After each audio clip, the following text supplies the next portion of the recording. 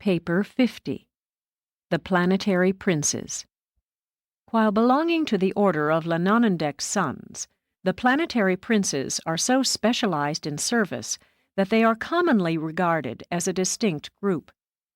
After their Melchizedek certification as secondary Lanonendeks, these local universe sons are assigned to the reserves of their order on the constellation headquarters. From here, they are assigned to various duties by the system sovereign and eventually commissioned as planetary princes and sent forth to rule the evolving inhabited worlds. The signal for a system sovereign to act in the matter of assigning a ruler to a given planet is the reception of a request from the life carriers for the dispatch of an administrative head to function on this planet whereon they have established life and developed intelligent evolutionary beings. All planets which are inhabited by evolutionary mortal creatures have assigned to them a planetary ruler of this order of sonship. 1. Mission of the Princes. The planetary prince and his assistant brethren represent the nearest personalized approach, aside from incarnation, that the eternal Son of Paradise can make to the lowly creatures of time and space.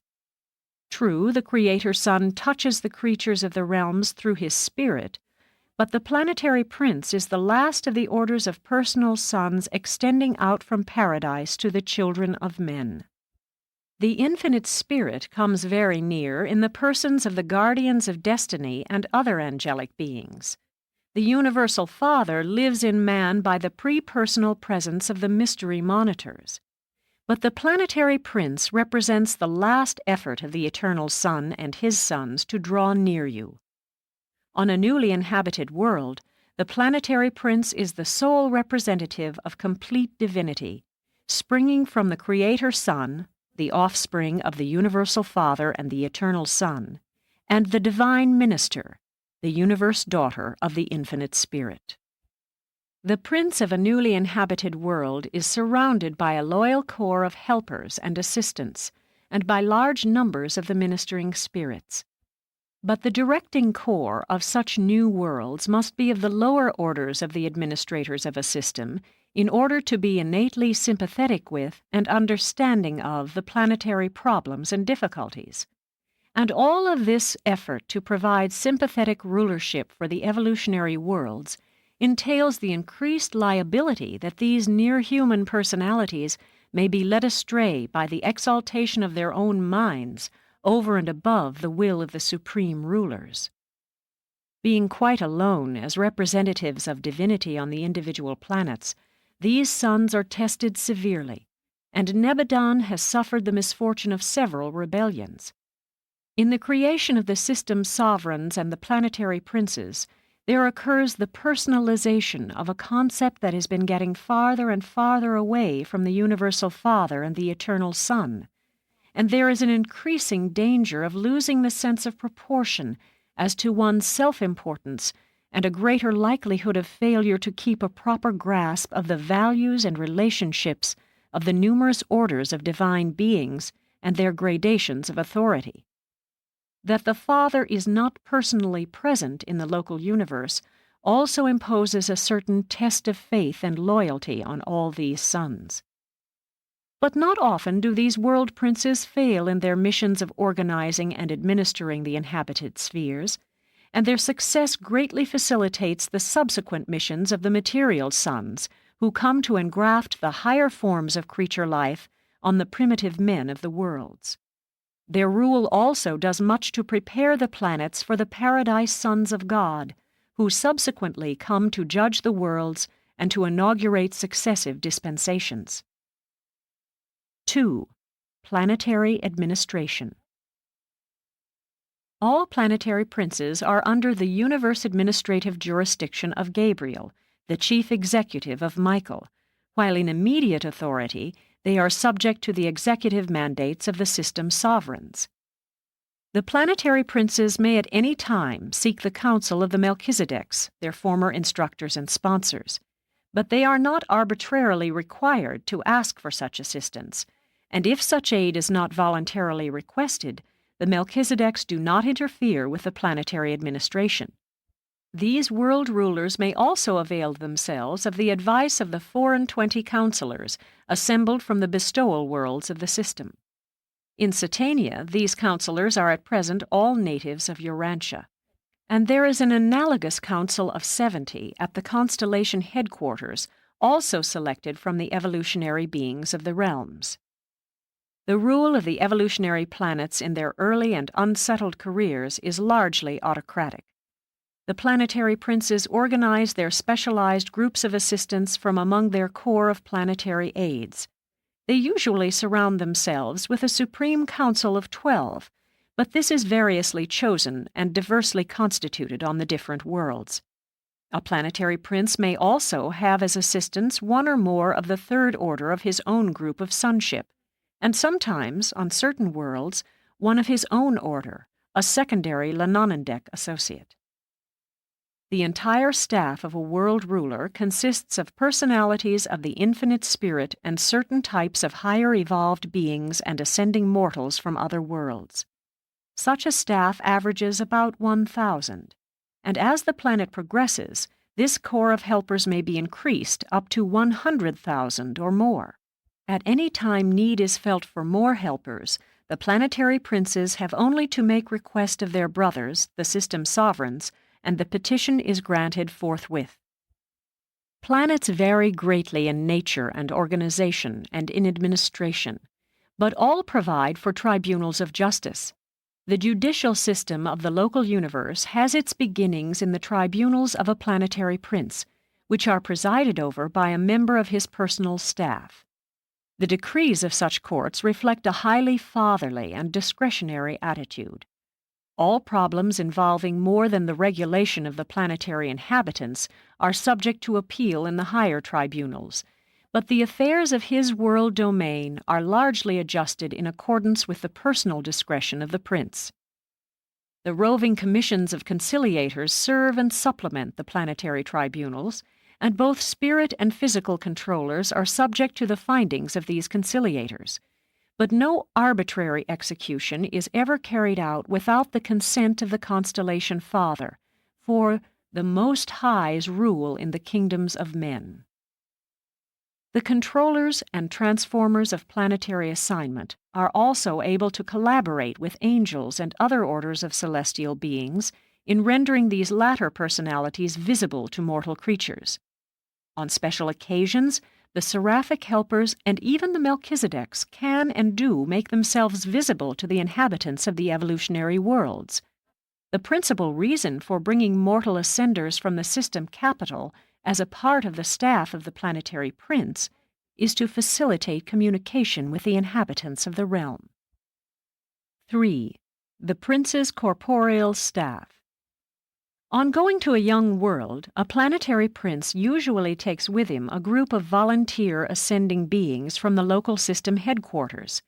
These ascenders accompany the prince as advisors and helpers in the work of early race improvement.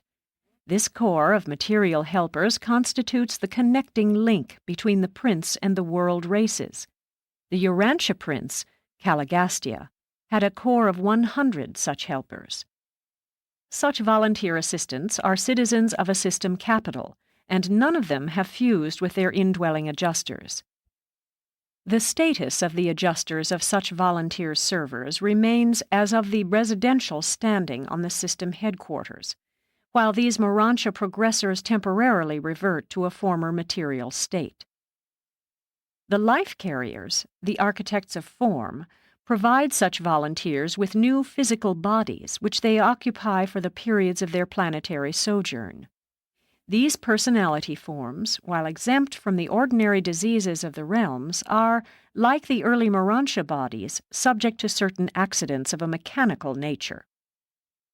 The prince's corporeal staff are usually removed from the planet in connection with the next adjudication at the time of the second sun's arrival on the sphere.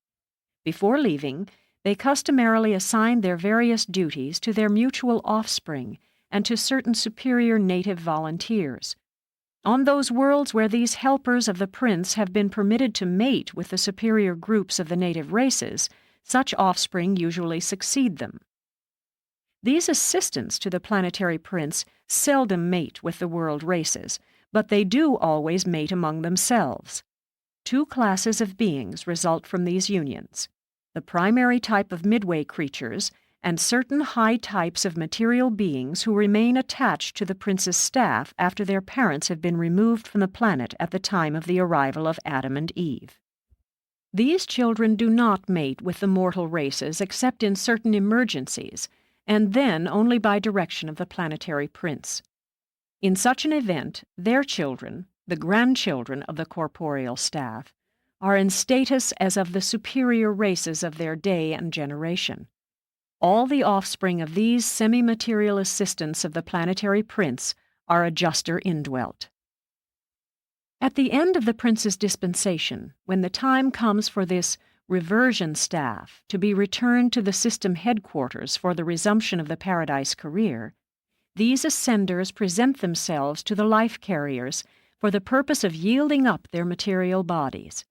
They enter the transition slumber and awaken delivered from their mortal investment and clothed with Urantia forms, ready for seraphic transportation back to the system capital, where their detached adjusters await them. They are a whole dispensation behind their Jerusalem class, but they have gained a unique and extraordinary experience, a rare chapter in the career of an ascending mortal. 4. The planetary headquarters and schools. The prince's corporeal staff early organized the planetary schools of training and culture, wherein the cream of the evolutionary races are instructed and then sent forth to teach these better ways to their people. These schools of the prince are located at the material headquarters of the planet. Much of the physical work connected with the establishment of this headquarters city is performed by the corporeal staff. Such headquarters cities or settlements of the early times of the planetary prince are very different from what a Urantia mortal might imagine.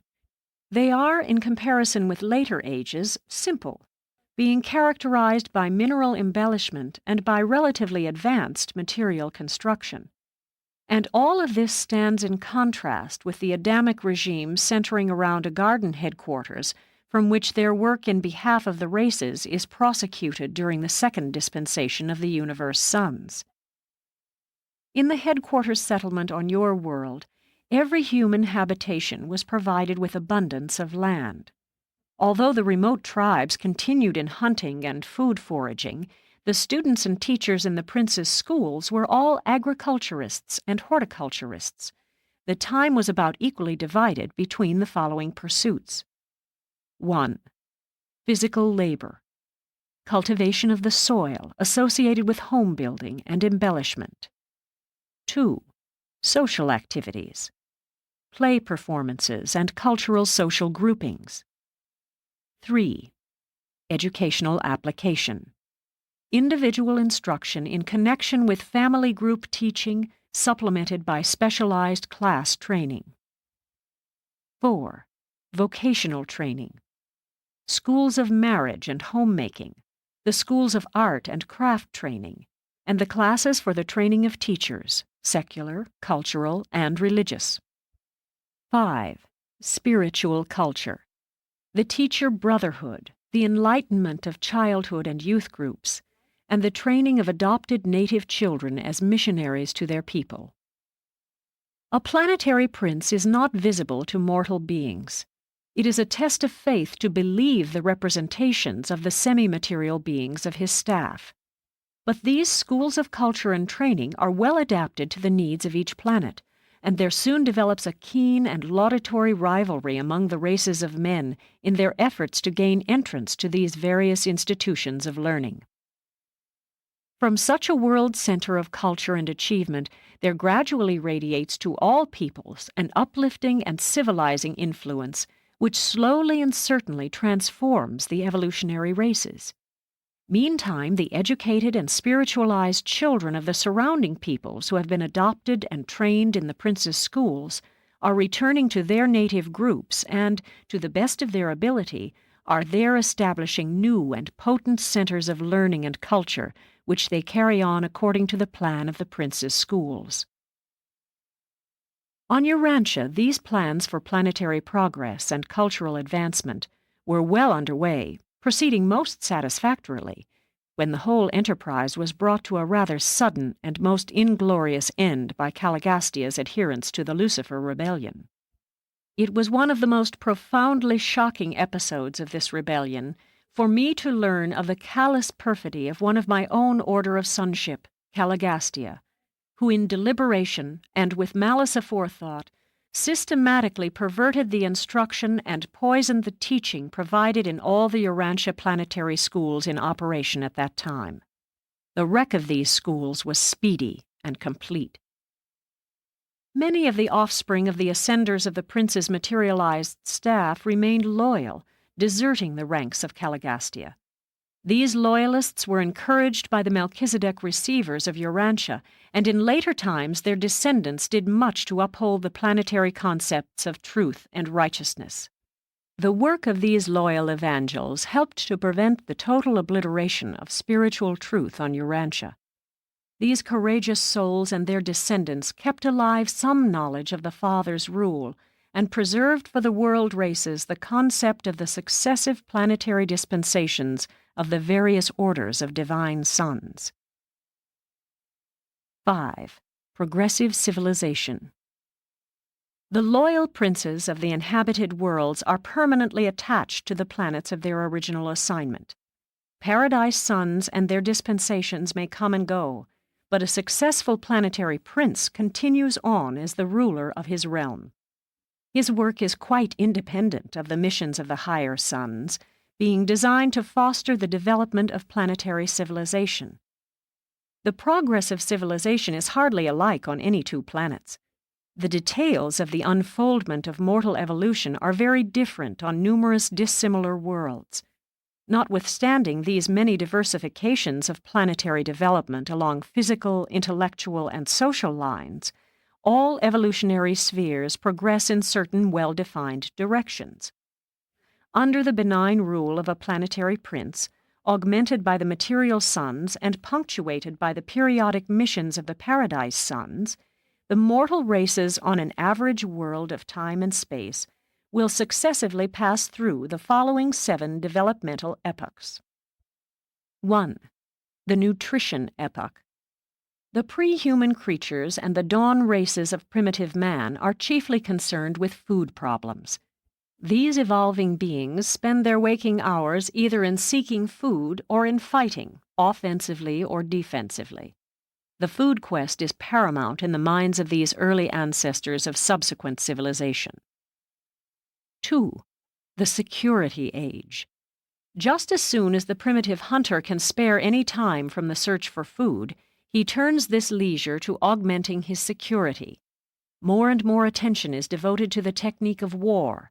Homes are fortified and the clans are solidified by mutual fear and by the inculcation of hate for foreign groups. Self-preservation is a pursuit which always follows self-maintenance. 3. The material comfort era.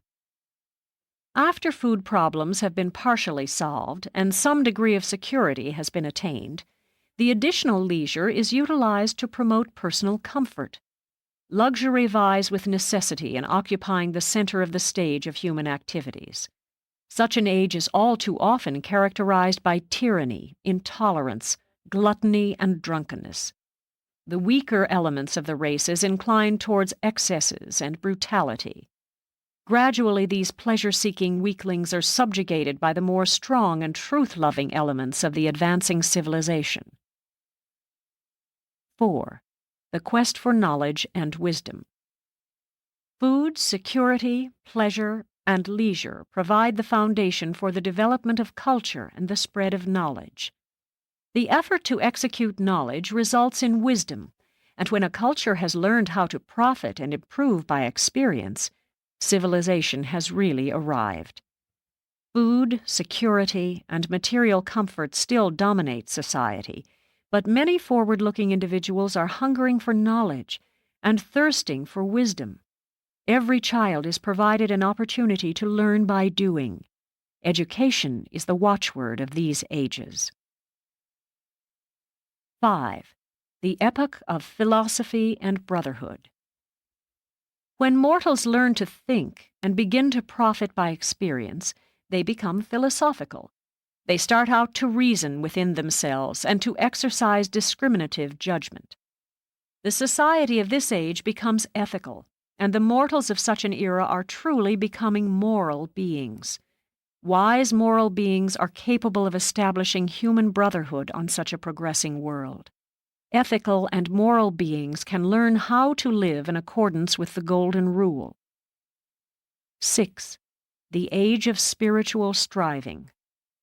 When evolving mortals have passed through the physical, intellectual, and social stages of development, sooner or later they attain those levels of personal insight which impel them to seek for spiritual satisfactions and cosmic understandings. Religion is completing the ascent from the emotional domains of fear and superstition to the high levels of cosmic wisdom and personal spiritual experience. Education aspires to the attainment of meanings, and culture grasps at cosmic relationships and true values. Such evolving mortals are genuinely cultured, truly educated, and exquisitely God-knowing. 7. The era of light and life. This is the flowering of the successive ages of physical security, intellectual expansion, social culture, and spiritual achievement. These human accomplishments are now blended, associated, and coordinated in cosmic unity and unselfish service. Within the limitations of finite nature and material endowments, there are no bounds set upon the possibilities of evolutionary attainment by the advancing generations who successively live upon these supernal and settled worlds of time and space.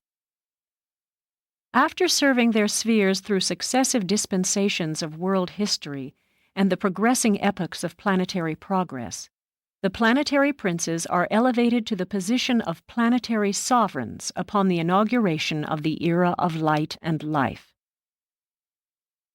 6. Planetary culture.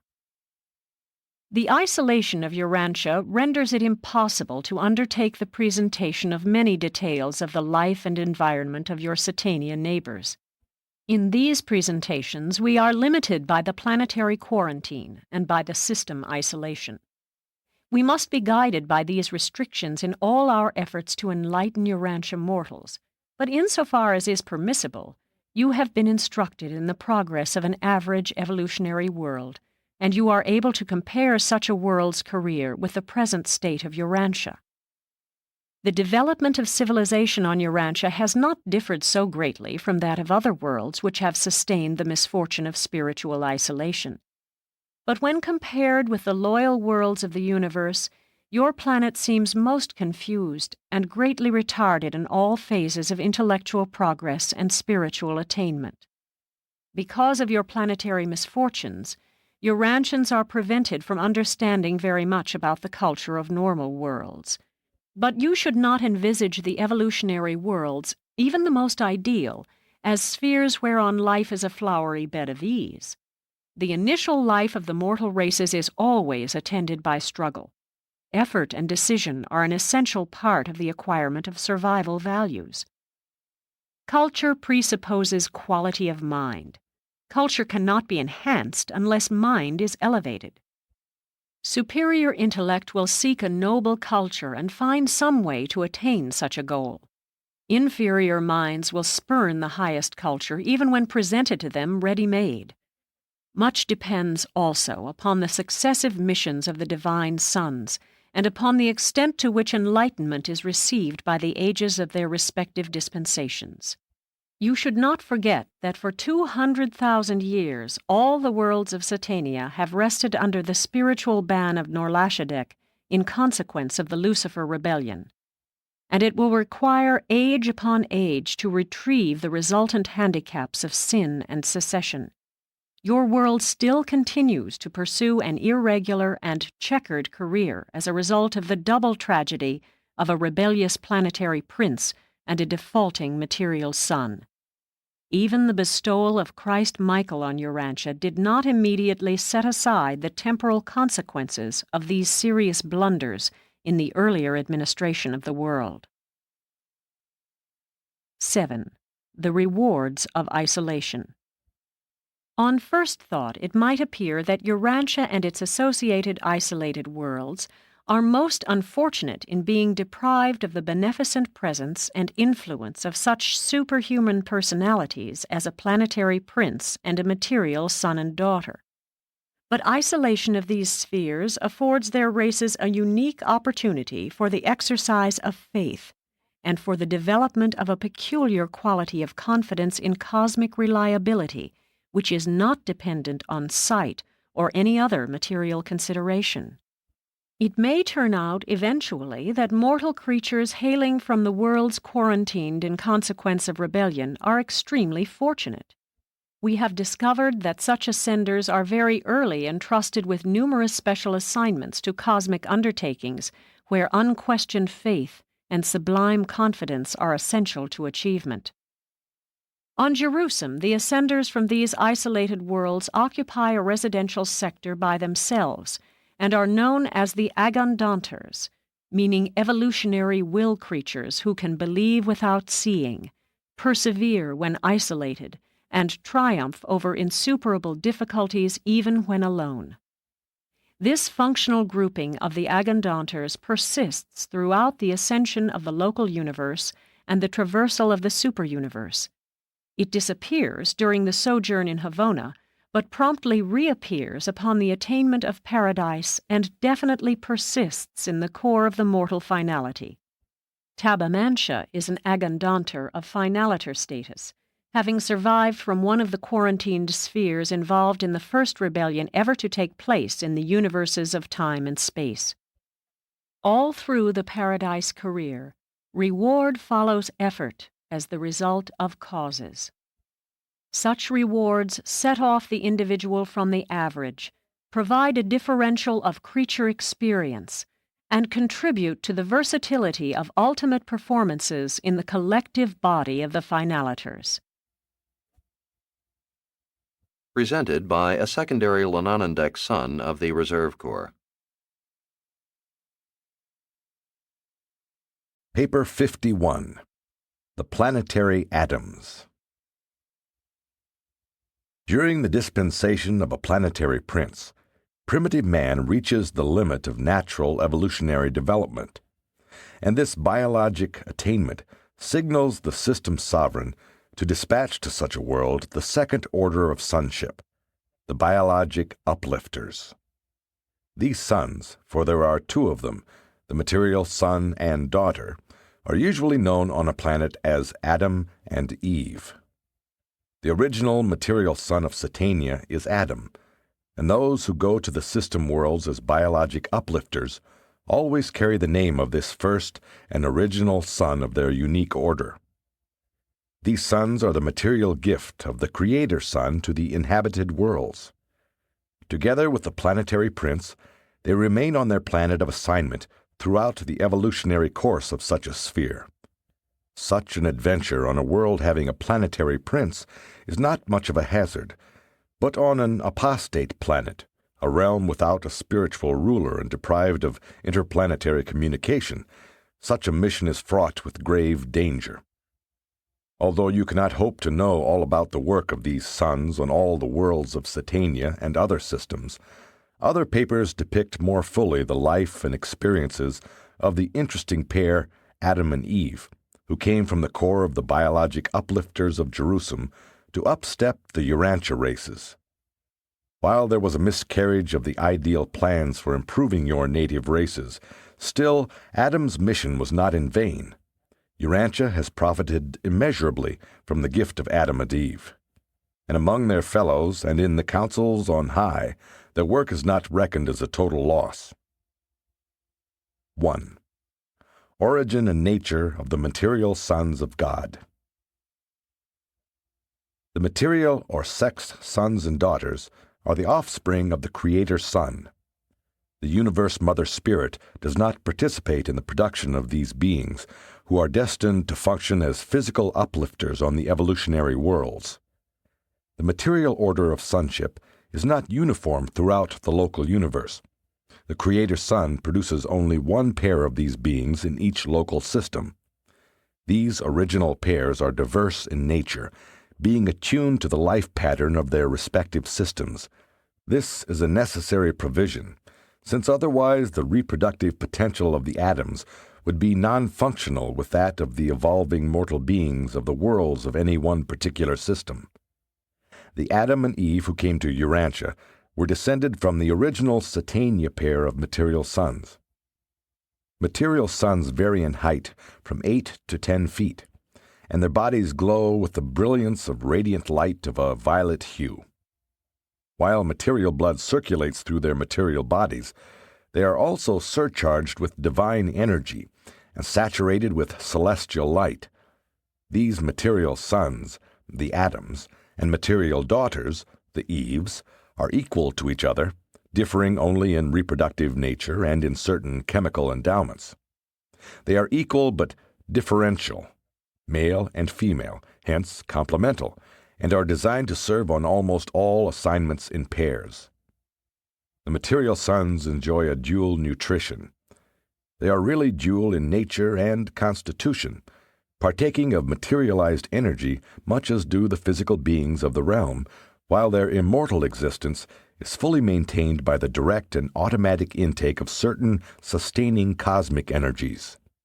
Should they fail on some mission of assignment, or even consciously and deliberately rebel, this order of suns becomes isolated, cut off from connection with the universe source of light and life. Thereupon they become practically material beings, destined to take the course of material life on the world of their assignment, and compelled to look to the universe magistrates for adjudication. Material death will eventually terminate the planetary career of such an unfortunate and unwise material son or daughter. An original or directly created Adam and Eve are immortal by inherent endowment, just as are all other orders of local universe sonship. But a diminution of immortality potential characterizes their sons and daughters. This original couple cannot transmit unconditioned immortality to their procreated sons and daughters. Their progeny are dependent for continuing life on unbroken intellectual synchrony with the mind-gravity circuit of the spirit.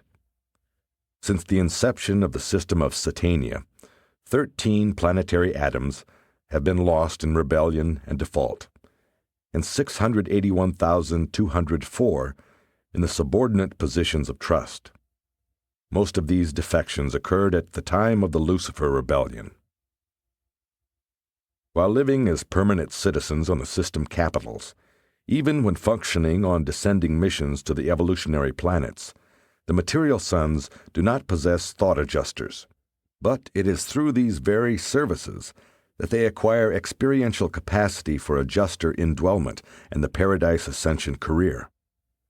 These unique and wonderfully useful beings are the connecting links between the spiritual and physical worlds. They are concentrated on the system headquarters, where they reproduce and carry on as material citizens of the realm, and whence they are dispatched to the evolutionary worlds. Unlike the other created sons of planetary service, the material order of sonship is not by nature invisible to material creatures like the inhabitants of Urantia. These sons of God can be seen, understood, and can in turn actually mingle with the creatures of time, could even procreate with them, though this role of biologic upliftment usually falls to the progeny of the planetary atoms. On Jerusalem, the loyal children of any Adam and Eve are immortal, but the offspring of a material son and daughter procreated subsequent to their arrival on an evolutionary planet are not thus immune to natural death. There occurs a change in the life-transmitting mechanism when these sons are rematerialized for reproductive function on an evolutionary world. The life carriers designedly deprive the planetary Adams and Eves of the power of begetting undying sons and daughters. If they do not default, an Adam and Eve on a planetary mission can live on indefinitely, but within certain limits their children experience decreasing longevity with each succeeding generation. 2. Transit of the planetary atoms. Upon receipt of the news that another inhabited world has attained the height of physical evolution, the system sovereign convenes the core of material sons and daughters on the system capital. And following the discussion of the needs of such an evolutionary world, 2 of the volunteering group, an Adam and an Eve of the senior core of material sons, are selected to undertake the adventure, to submit to the deep sleep preparatory to being enseraphimed and transported from their home of associated service to the new realm of new opportunities and new dangers. Adams and Eves are semi-material creatures, and as such are not transportable by seraphim. They must undergo dematerialization on the system capital before they can be enseraphimed for transport to the world of assignment. The transport seraphim are able to effect such changes in the material sons and in other semi-material beings as enable them to be enseraphimed, and thus to be transported through space from one world or system to another. About 3 days of standard time are consumed in this transport preparation, and it requires the cooperation of a life carrier to restore such a dematerialized creature to normal existence upon arrival at the end of the seraphic transport journey.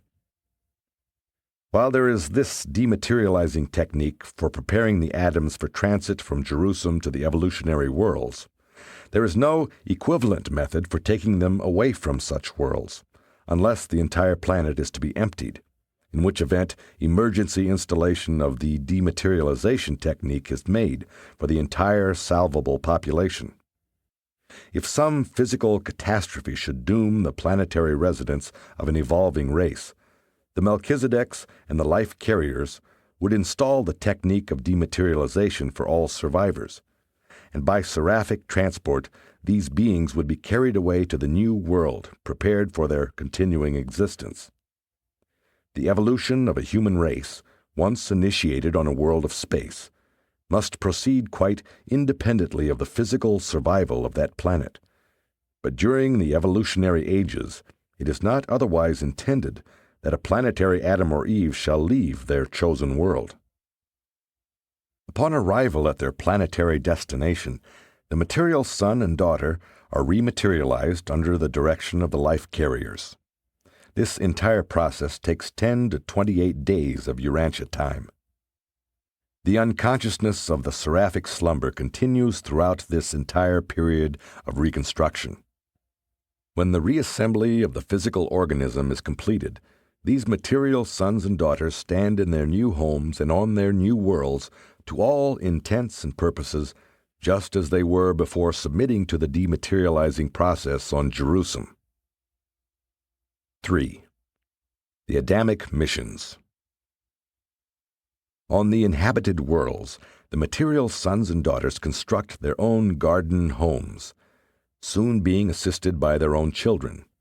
Usually the site of the garden has been selected by the planetary prince, and his corporeal staff do much of the preliminary work of preparation, with the help of many of the higher types of native races.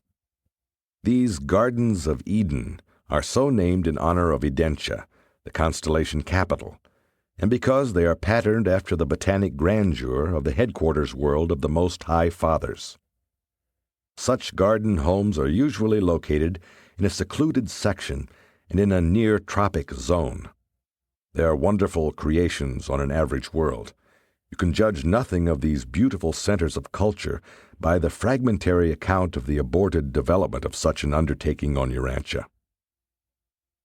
A planetary Adam and Eve are, in potential, the full gift of physical grace to the mortal races. The chief business of such an imported pair is to multiply and to uplift the children of time. But there is no immediate interbreeding between the people of the garden and those of the world.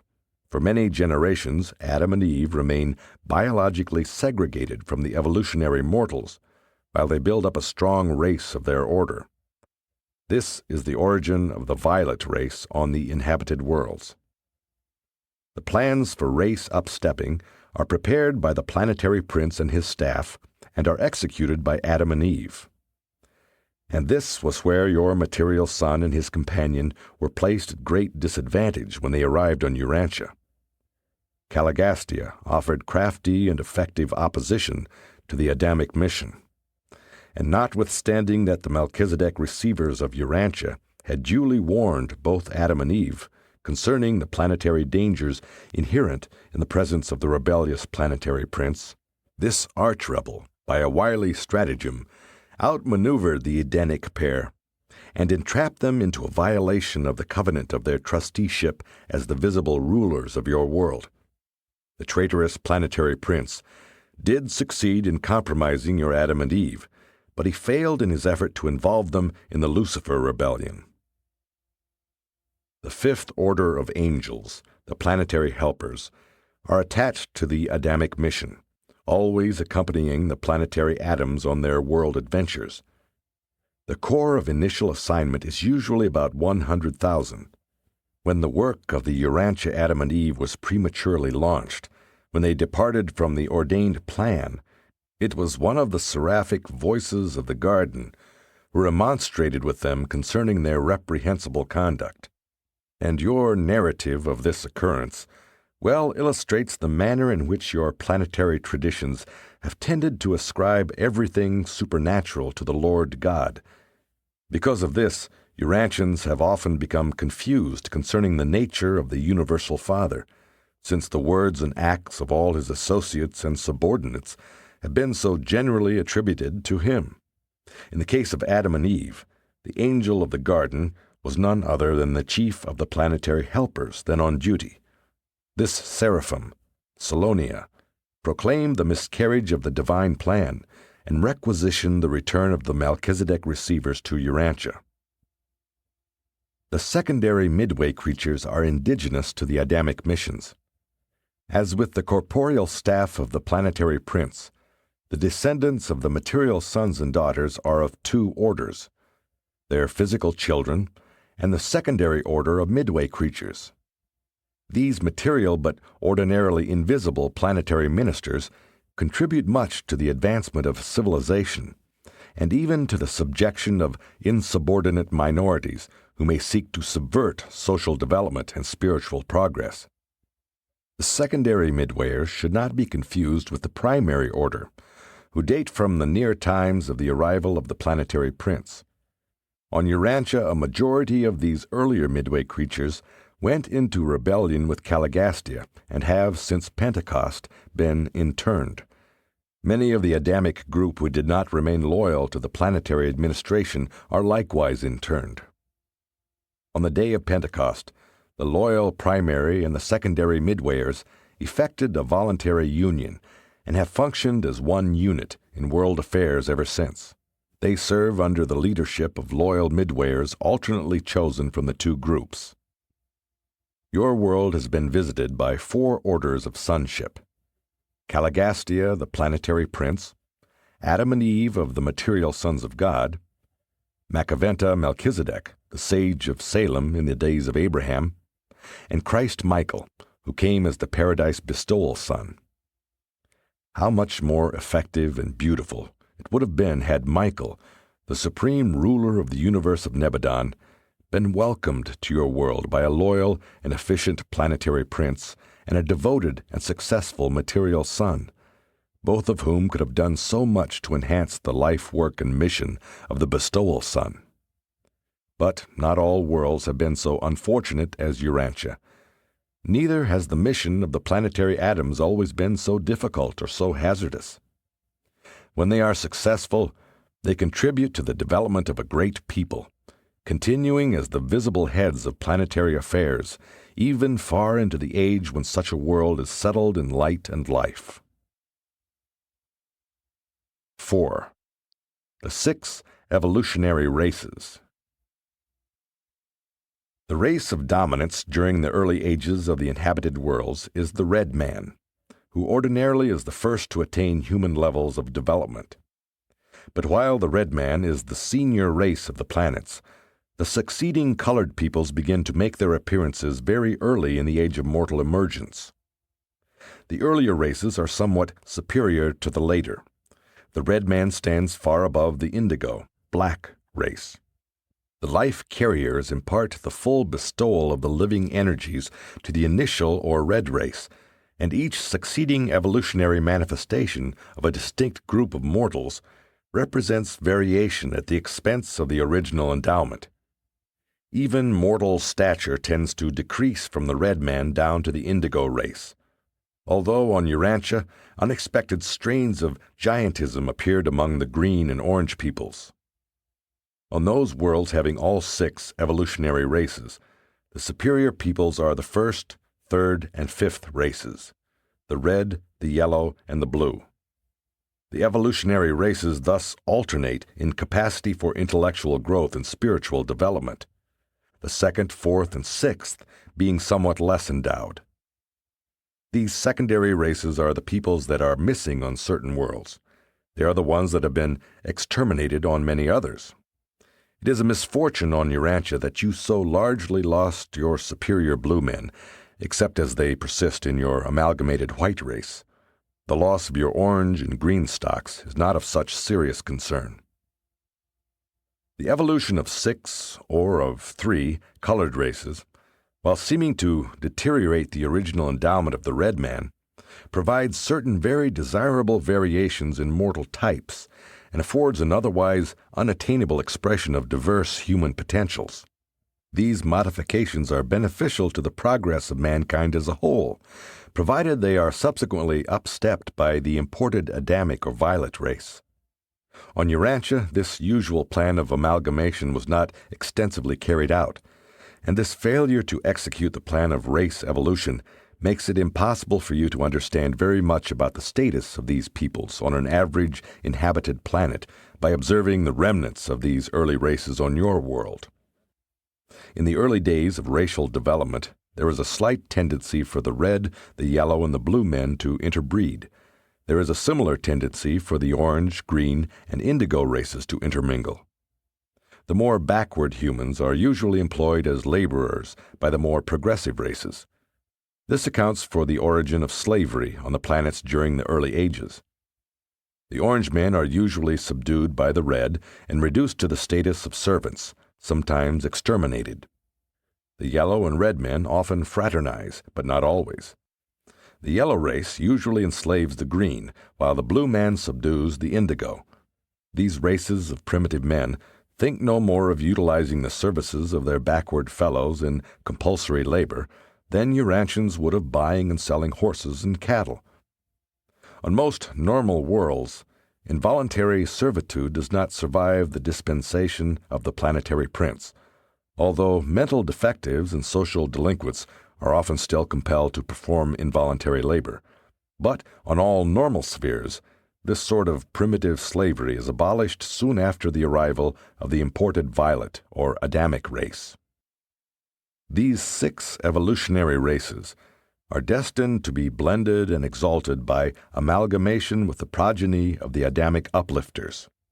But before these peoples are blended, the inferior and unfit are largely eliminated. The planetary prince and the material sun, with other suitable planetary authorities, pass upon the fitness of the reproducing strains. The difficulty of executing such a radical program on Urantia consists in the absence of competent judges to pass upon the biologic fitness or unfitness of the individuals of your world races. Notwithstanding this obstacle, it seems that you ought to be able to agree upon the biologic disfellowshipping of your more markedly unfit, defective, degenerate, and antisocial stocks. 5. Racial amalgamation. Bestowal of the Adamic blood. When a planetary Adam and Eve arrive on an inhabited world, they have been fully instructed by their superiors as to the best way to effect the improvement of the existing races of intelligent beings. The plan of procedure is not uniform, much is left to the judgment of the ministering pair, and mistakes are not infrequent, especially on disordered, insurrectionary worlds such as Urantia. Usually the violet peoples do not begin to amalgamate with the planetary natives until their own group numbers over 1 million. But in the meantime, the staff of the planetary prince proclaims that the children of the gods have come down, as it were, to be one with the races of men, and the people eagerly look forward to the day when announcement will be made that those who have qualified as belonging to the superior racial strains may proceed to the Garden of Eden, and be there chosen by the sons and daughters of Adam as the evolutionary fathers and mothers of the new and blended order of mankind. On normal worlds, the planetary Adam and Eve never mate with the evolutionary races. This work of biologic betterment is a function of the Adamic progeny. But these Adamites do not go out among the races. The prince's staff bring to the Garden of Eden the superior men and women for voluntary mating with the Adamic offspring. And on most worlds it is considered the highest honor to be selected as a candidate for mating with the sons and daughters of the garden. For the first time, the racial wars and other tribal struggles are diminished, while the world races increasingly strive to qualify for recognition and admission to the garden. You can at best have but a very meager idea of how this competitive struggle comes to occupy the center of all activities on a normal planet. This whole scheme of race improvement was early wrecked on Urantia. The violet race is a monogamous people, and every evolutionary man or woman uniting with the Adamic sons and daughters pledges not to take other mates and to instruct his or her children in single-matedness. The children of each of these unions are educated and trained in the schools of the planetary prince, and then are permitted to go forth to the race of their evolutionary parent, there to marry among the selected groups of superior mortals. When this strain of the material sons is added to the evolving races of the worlds, a new and greater era of evolutionary progress is initiated. Following this procreative outpouring of imported ability and super-evolutionary traits, there ensues a succession of rapid strides in civilization and racial development. In 100,000 years, more progress is made than in 1,000,000 years of former struggle. In your world, even in the face of the miscarriage of the ordained plans, great progress has been made since the gift to your peoples of Adam's life plasm. But while the pure-line children of a planetary Garden of Eden can bestow themselves upon the superior members of the evolutionary races and thereby upstep the biologic level of mankind, it would not prove beneficial for the higher strains of Urantia mortals to mate with the lower races. Such an unwise procedure would jeopardize all civilization on your world. Having failed to achieve race harmonization by the Adamic technique, you must now work out your planetary problem of race improvement by other and largely human methods of adaptation and control. 6. The Edenic regime. On most of the inhabited worlds, the Gardens of Eden remain as superb cultural centers and continue to function as the social patterns of planetary conduct and usage age after age. Even in early times when the violet peoples are relatively segregated, their schools receive suitable candidates from among the world races, while the industrial developments of the garden open up new channels of commercial intercourse. Thus do the Adams and Eves and their progeny contribute to the sudden expansion of culture and to the rapid improvement of the evolutionary races of their worlds. And all of these relationships are augmented and sealed by the amalgamation of the evolutionary races and the sons of Adam, resulting in the immediate upstepping of biologic status, the quickening of intellectual potential, and the enhancement of spiritual receptivity. On normal worlds, the garden headquarters of the violet race becomes the second center of world culture, and jointly with the headquarters city of the planetary prince, sets the pace for the development of civilization. For centuries, the city headquarters schools of the planetary prince and the garden schools of Adam and Eve are contemporary. They are usually not very far apart, and they work together in harmonious cooperation. Think what it would mean on your world if somewhere in the Levant there were a world center of civilization, a great planetary university of culture, which had functioned uninterruptedly for 37,000 years. And again, pause to consider how the moral authority of even such an ancient center would be reinforced were there situated not far distant still another and older headquarters of celestial ministry, whose traditions would exert a cumulative force of 500,000 years of integrated evolutionary influence.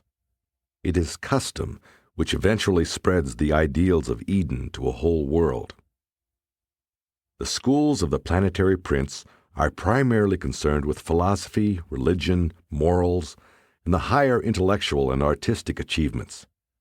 The garden schools of Adam and Eve are usually devoted to practical arts, fundamental intellectual training, social culture, economic development, trade relations, physical efficiency, and civil government.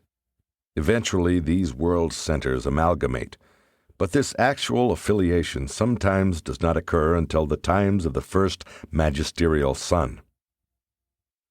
The continuing existence of the planetary Adam and Eve, together with the pure line nucleus of the violet race, imparts that stability of growth to Edenic culture, by virtue of which it comes to act upon the civilization of a world with the compelling force of tradition.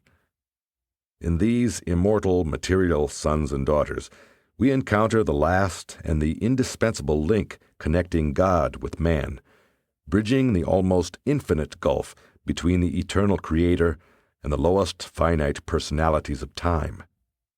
Here is a being of high origin, who is physical, material, even a sex creature like Urantia mortals, one who can see and comprehend the invisible planetary prince and interpret him to the mortal creatures of the realm, for the material sons and daughters are able to see all of the lower orders of spirit beings. They visualize the planetary prince and his entire staff, visible and invisible. With the passing of centuries, through the amalgamation of their progeny with the races of men, this same material son and daughter become accepted as the common ancestors of mankind, the common parents of the now blended descendants of the evolutionary races. It is intended that mortals who start out from an inhabited world have the experience of recognizing 7 fathers. 1. The biologic father, the father in the flesh. 2. The father of the realm, the planetary Adam. 3. The father of the spheres, the system sovereign. 4. The Most High Father, the constellation father. 5. The universe father, the creator son and supreme ruler of the local creations. 6. The superfathers, the ancients of days who govern the superuniverse. 7. The spirit or Havona father, the universal father, who dwells on paradise and bestows his spirit to live and work in the minds of the lowly creatures who inhabit the universe of universes. 7. United administration. From time to time, the Avenal sons of paradise come to the inhabited worlds for judicial actions, but the first Avenal to arrive on a magisterial mission inaugurates the 4th dispensation of an evolutionary world of time and space. On some planets where this magisterial son is universally accepted, he remains for one age, and thus the planet prospers under the joint rulership of 3 sons, the planetary prince, the material son, and the magisterial son, the latter 2 being visible to all the inhabitants of the realm. Before the first magisterial son concludes his mission on a normal evolutionary world, there has been effected the union of the educational and administrative work of the planetary prince and the material son. This amalgamation of the dual supervision of a planet brings into existence a new and effective order of world administration. Upon the retirement of the magisterial son, the planetary Adam assumes the outward direction of the sphere. The material son and daughter thus act jointly as planetary administrators until the settling of the world in the era of light and life, whereupon the planetary prince is elevated to the position of planetary sovereign. During this age of advanced evolution, Adam and Eve become what might be called joint prime ministers of the glorified realm. as soon as the new and consolidated capital of the evolving world has become well established, and just as fast as competent subordinate administrators can be properly trained. Sub-capitals are founded on remote land bodies and among the different peoples. Before the arrival of another dispensational sun, from 50 to 100 of these sub-centers will have been organized. The planetary prince and his staff still foster the spiritual and philosophic domains of activity. Adam and Eve pay particular attention to the physical, scientific, and economic status of the realm. Both groups equally devote their energies to the promotion of the arts, social relations, and intellectual achievements. By the time of the inauguration of the fifth dispensation of world affairs, a magnificent administration of planetary activities has been achieved. Mortal existence on such a well-managed sphere is indeed stimulating and profitable. And if Urantians could only observe life on such a planet, they would immediately appreciate the value of those things which their world has lost, through embracing evil and participating in rebellion. Presented by a secondary Lanonendek son of the Reserve Corps. Paper 52. Planetary Mortal Epochs. From the inception of life on an evolutionary planet to the time of its final flowering in the era of light and life, there appear upon the stage of world action at least 7 epochs of human life. These successive ages are determined by the planetary missions of the divine suns, and on an average inhabited world, these epochs appear in the following order. 1. Pre-planetary Prince Man. 2. Post-planetary Prince Man. 3. Post-Adamic Man. 4. Post-magisterial Sun Man. 5. Post-bestowal Sun Man. 6. Post-teacher Sun Man. 7. The era of light and life. The worlds of space, as soon as they are physically suitable for life, are placed on the registry of the life carriers, and in due time these suns are dispatched to such planets for the purpose of initiating life. The entire period from life initiation to the appearance of man is designated the pre-human era, and precedes the successive mortal epochs considered in this narrative. 1. Primitive Man. From the time of man's emergence from the animal level, when he can choose to worship the Creator, to the arrival of the planetary prince, mortal will creatures are called primitive men.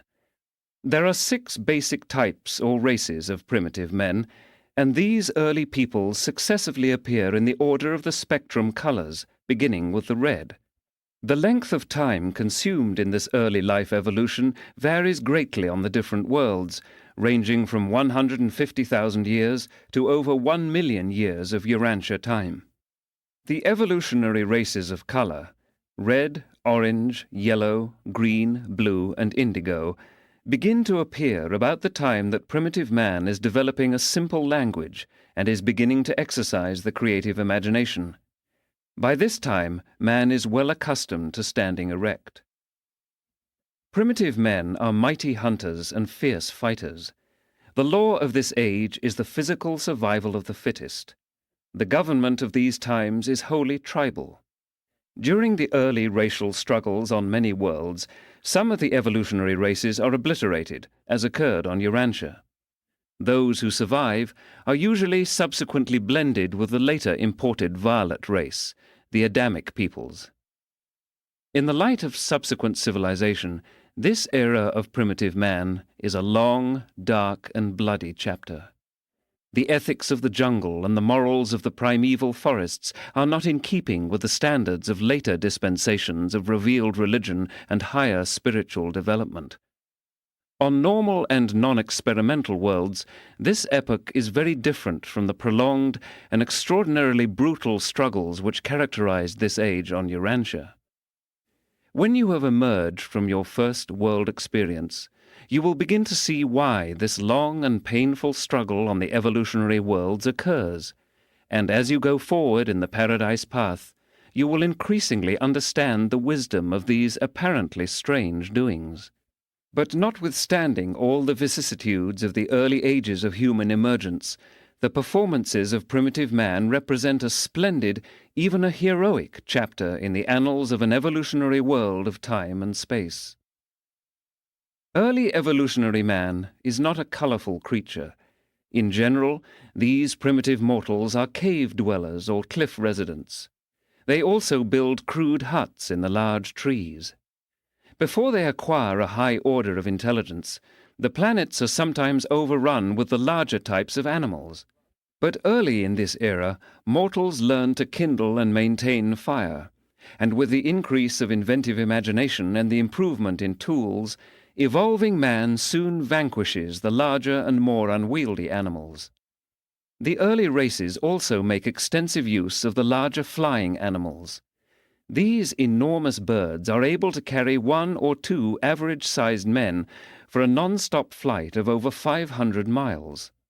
On some planets, these birds are of great service, since they possess a high order of intelligence, often being able to speak many words of the languages of the realm.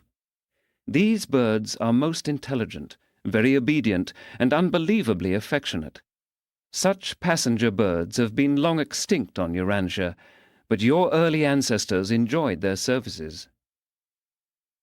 Man's acquirement of ethical judgment, moral will, is usually coincident with the appearance of early language. Upon attaining the human level, after this emergence of mortal will, these beings become receptive to the temporary indwelling of the divine adjusters, and upon death, many are duly elected as survivors and sealed by the archangels for subsequent resurrection and spirit fusion. The archangels always accompany the planetary princes, and a dispensational adjudication of the realm is simultaneous with the prince's arrival. All mortals who are indwelt by thought adjusters are potential worshippers. They have been lighted by the true light, and they possess capacity for seeking reciprocal contact with divinity.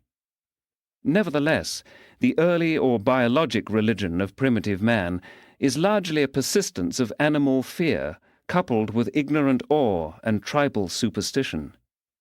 The survival of superstition in the Urantia races is hardly complementary to your evolutionary development, nor compatible with your otherwise splendid achievements in material progress. But this early fear religion serves a very valuable purpose in subduing the fiery tempers of these primitive creatures. It is the forerunner of civilization, and the soil for the subsequent planting of the seeds of revealed religion by the planetary prince and his ministers.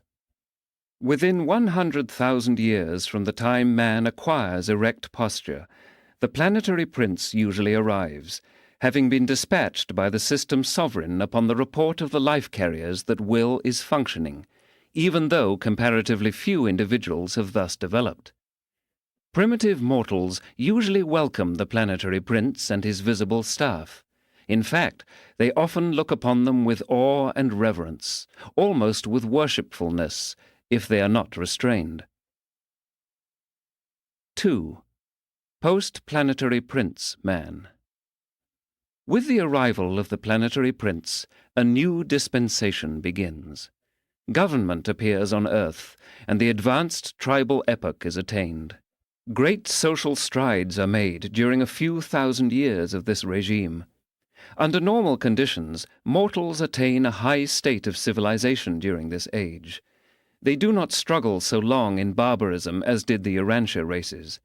But life on an inhabited world is so changed by rebellion that you can have little or no idea of such a regime on a normal planet. The average length of this dispensation is around 500,000 years, some longer, some shorter. During this era, the planet is established in the circuits of the system, and a full quota of seraphic and other celestial helpers is assigned to its administration. The thought adjusters come in increasing numbers, and the seraphic guardians amplify their regime of mortal supervision. When the planetary prince arrives on a primitive world, the evolved religion of fear and ignorance prevails. The prince and his staff make the first revelations of higher truth and universe organization. These initial presentations of revealed religion are very simple, and they usually pertain to the affairs of the local system. Religion is wholly an evolutionary process prior to the arrival of the planetary prince. Subsequently, religion progresses by graduated revelation as well as by evolutionary growth. Each dispensation, each mortal epoch, receives an enlarged presentation of spiritual truth and religious ethics. The evolution of the religious capacity of receptivity in the inhabitants of a world largely determines their rate of spiritual advancement and the extent of religious revelation. This dispensation witnesses a spiritual dawn, and the different races and their various tribes tend to develop specialized systems of religious and philosophic thought. There uniformly run through all of these racial religions two strains: the early fears of primitive men and the later revelations of the planetary prince. In some respects, Urantians do not seem to have wholly emerged from this stage of planetary evolution. As you pursue this study, you will the more clearly discern how far your world departs from the average course of evolutionary progress and development. But the planetary prince is not the Prince of Peace. Racial struggles and tribal wars continue over into this dispensation, but with diminishing frequency and severity. This is the great age of racial dispersion, and it culminates in a period of intense nationalism. Color is the basis of tribal and national groupings, and the different races often develop separate languages. Each expanding group of mortals tends to seek isolation. This segregation is favored by the existence of many languages. Before the unification of the several races, their relentless warfare sometimes results in the obliteration of whole peoples. The orange and green men are particularly subject to such extinction. On average worlds, during the latter part of the prince's rule, national life begins to replace tribal organization, or rather to be superimposed upon the existing tribal groupings. But the great social achievement of the prince's epoch is the emergence of family life. Heretofore, human relationships have been chiefly tribal. Now, the home begins to materialize. This is the dispensation of the realization of sex equality. On some planets, the male may rule the female. On others, the reverse prevails. During this age, normal worlds establish full equality of the sexes, this being preliminary to the fuller realization of the ideals of home life. This is the dawn of the golden age of the home. The idea of tribal rule gradually gives way to the dual concept of national life and family life. During this age, agriculture makes its appearance. The growth of the family idea is incompatible with the roving and unsettled life of the hunter. Gradually, the practices of settled habitations and the cultivation of the soil become established. The domestication of animals and the development of home arts proceed apace. Upon reaching the apex of biologic evolution, a high level of civilization has been attained, but there is little development of a mechanical order. Invention is the characteristic of the succeeding age. The races are purified and brought up to a high state of physical perfection and intellectual strength before the end of this era. The early development of a normal world is greatly helped by the plan of promoting the increase of the higher types of mortals with proportionate curtailment of the lower. And it is the failure of your early peoples to thus discriminate between these types that accounts for the presence of so many defective and degenerate individuals among the present-day Urantia races. One of the great achievements of the age of the prince is this restriction of the multiplication of mentally defective and socially unfit individuals. Long before the times of the arrival of the second sons, the Adams, most worlds seriously address themselves to the tasks of race purification, something which the Urantia peoples have not even yet seriously undertaken. This problem of race improvement is not such an extensive undertaking when it is attacked at this early date in human evolution. The preceding period of tribal struggles and rugged competition in race survival has weeded out most of the abnormal and defective strains. An idiot does not have much chance of survival in a primitive and warring tribal social organization. It is the false sentiment of your partially perfected civilizations that fosters, protects, and perpetuates the hopelessly defective strains of evolutionary human stocks. It is neither tenderness nor altruism to bestow futile sympathy upon degenerated human beings, unsalvable, abnormal, and inferior mortals. There exist on even the most normal of the evolutionary worlds sufficient differences between individuals and between numerous social groups to provide for the full exercise of all those noble traits of altruistic sentiment and unselfish mortal ministry without perpetuating the socially unfit and the morally degenerate strains of evolving humanity. There is abundant opportunity for the exercise of tolerance and the function of altruism in behalf of those unfortunate and needy individuals who have not irretrievably lost their moral heritage and forever destroyed their spiritual birthright. 3. Post-Adamic man. When the original impetus of evolutionary life has run its biologic course, when man has reached the apex of animal development, there arrives the second order of sonship, and the second dispensation of grace and ministry is inaugurated. This is true on all evolutionary worlds. When the highest possible level of evolutionary life has been attained, when primitive man has ascended as far as possible in the biologic scale, a material son and daughter always appear on the planet, having been dispatched by the system's sovereign. Thought adjusters are increasingly bestowed upon the post-Adamic men, and in constantly augmented numbers these mortals attain capacity for subsequent adjuster fusion.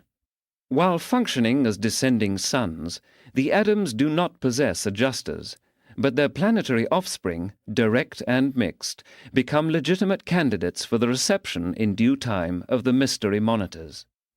By the termination of the post-Adamic age, the planet is in possession of its full quota of celestial ministers.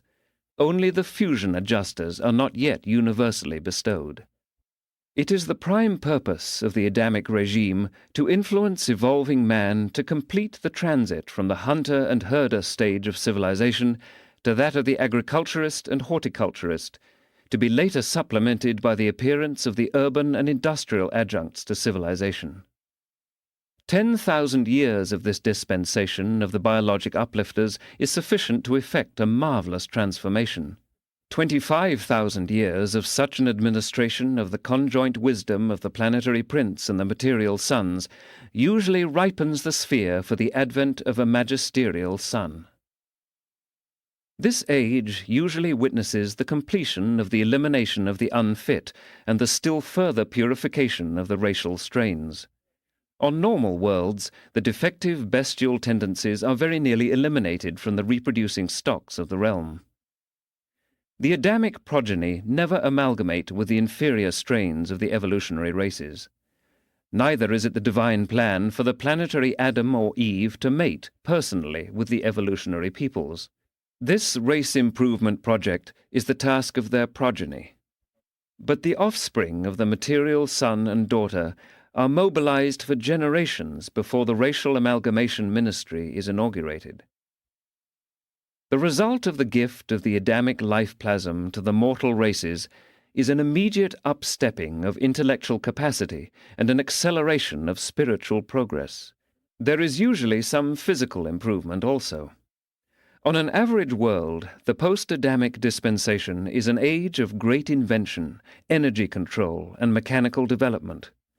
This is the era of the appearance of multiform manufacture and the control of natural forces. It is the golden age of exploration and the final subduing of the planet. Much of the material progress of a world occurs during this time of the inauguration of the development of the physical sciences, just such an epoch as Urantia is now experiencing. Your world is a full dispensation and more behind the average planetary schedule. By the end of the Adamic dispensation on a normal planet, the races are practically blended, so that it can be truly proclaimed that God has made of one blood all the nations, and that his Son has made of one color all peoples. The color of such an amalgamated race is somewhat of an olive shade of the violet hue, the racial white of the spheres. Primitive man is for the most part carnivorous. The material sons and daughters do not eat meat, but their offspring within a few generations usually gravitate to the omnivorous level, although whole groups of their descendants sometimes remain non-flesh eaters. This double origin of the post-Adamic races explains how such blended human stocks exhibit anatomic vestiges belonging to both the herbivorous and carnivorous animal groups. Within 10,000 years of racial amalgamation, the resultant stocks show varying degrees of anatomic blend, some strains carrying more of the marks of the non-flesh-eating ancestry, others exhibiting more of the distinguishing traits and physical characteristics of their carnivorous evolutionary progenitors. The majority of these world races soon become omnivorous, subsisting upon a wide range of viands from both the animal and vegetable kingdoms. The post-Adamic epoch is the dispensation of internationalism. With the near completion of the task of race blending, nationalism wanes, and the brotherhood of man really begins to materialize. Representative government begins to take the place of the monarchical or paternal form of rulership. The educational system becomes worldwide, and gradually the languages of the races give way to the tongue of the violet people. Universal peace and cooperation are seldom attained until the races are fairly well blended, and until they speak a common language. During the closing centuries of the post-Adamic age, there develops new interest in art, music, and literature, and this worldwide awakening is the signal for the appearance of a magisterial son. The crowning development of this era is the universal interest in intellectual realities, true philosophy. Religion becomes less nationalistic, becomes more and more a planetary affair. New revelations of truth characterize these ages, and the most highs of the constellations begin to rule in the affairs of men. Truth is revealed up to the administration of the constellations. Great ethical advancement characterizes this era. The brotherhood of man is the goal of its society. Worldwide peace, the cessation of race conflict and national animosity, is the indicator of planetary ripeness for the advent of the third order of sonship, the magisterial son. 4. Post-magisterial son man. On normal and loyal planets, this age opens with the mortal races blended and biologically fit. There are no race or color problems. Literally all nations and races are of one blood. The brotherhood of man flourishes, and the nations are learning to live on earth in peace and tranquility.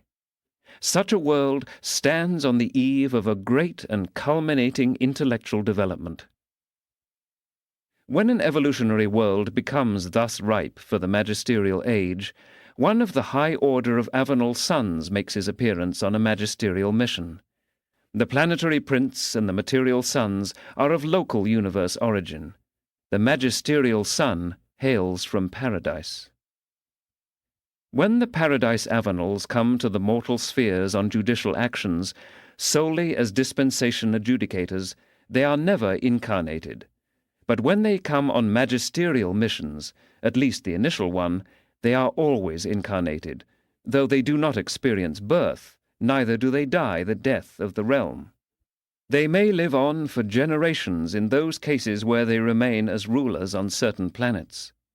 When their missions are concluded, they yield up their planetary lives and return to their former status of divine sonship.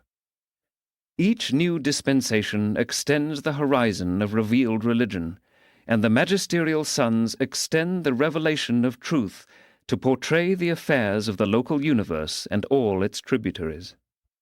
After the initial visitation of a magisterial son, the races soon effect their economic liberation.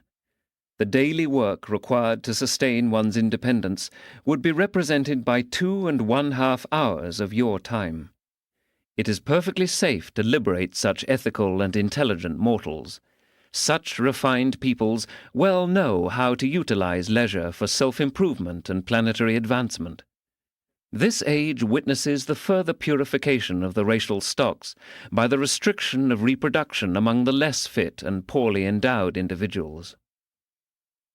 The political government and social administration of the races continue to improve, self-government being fairly well established by the end of this age. By self-government, we refer to the highest type of representative government.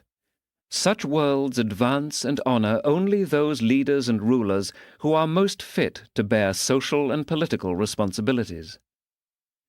During this epoch, the majority of the world mortals are adjuster indwelt. But even yet, the bestowal of divine monitors is not always universal. The adjusters of fusion destiny are not yet bestowed upon all planetary mortals. It is still necessary for the will creatures to choose the mystery monitors. During the closing ages of this dispensation, society begins to return to more simplified forms of living. The complex nature of an advancing civilization is running its course, and mortals are learning to live more naturally and effectively. And this trend increases with each succeeding epoch. This is the age of the flowering of art, music, and higher learning. The physical sciences have already reached their height of development. The termination of this age, on an ideal world, witnesses the fullness of a great religious awakening, a worldwide spiritual enlightenment.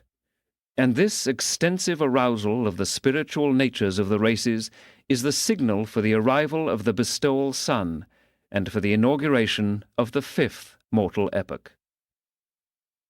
On many worlds, it develops that the planet is not made ready for a bestowal sun by one magisterial mission.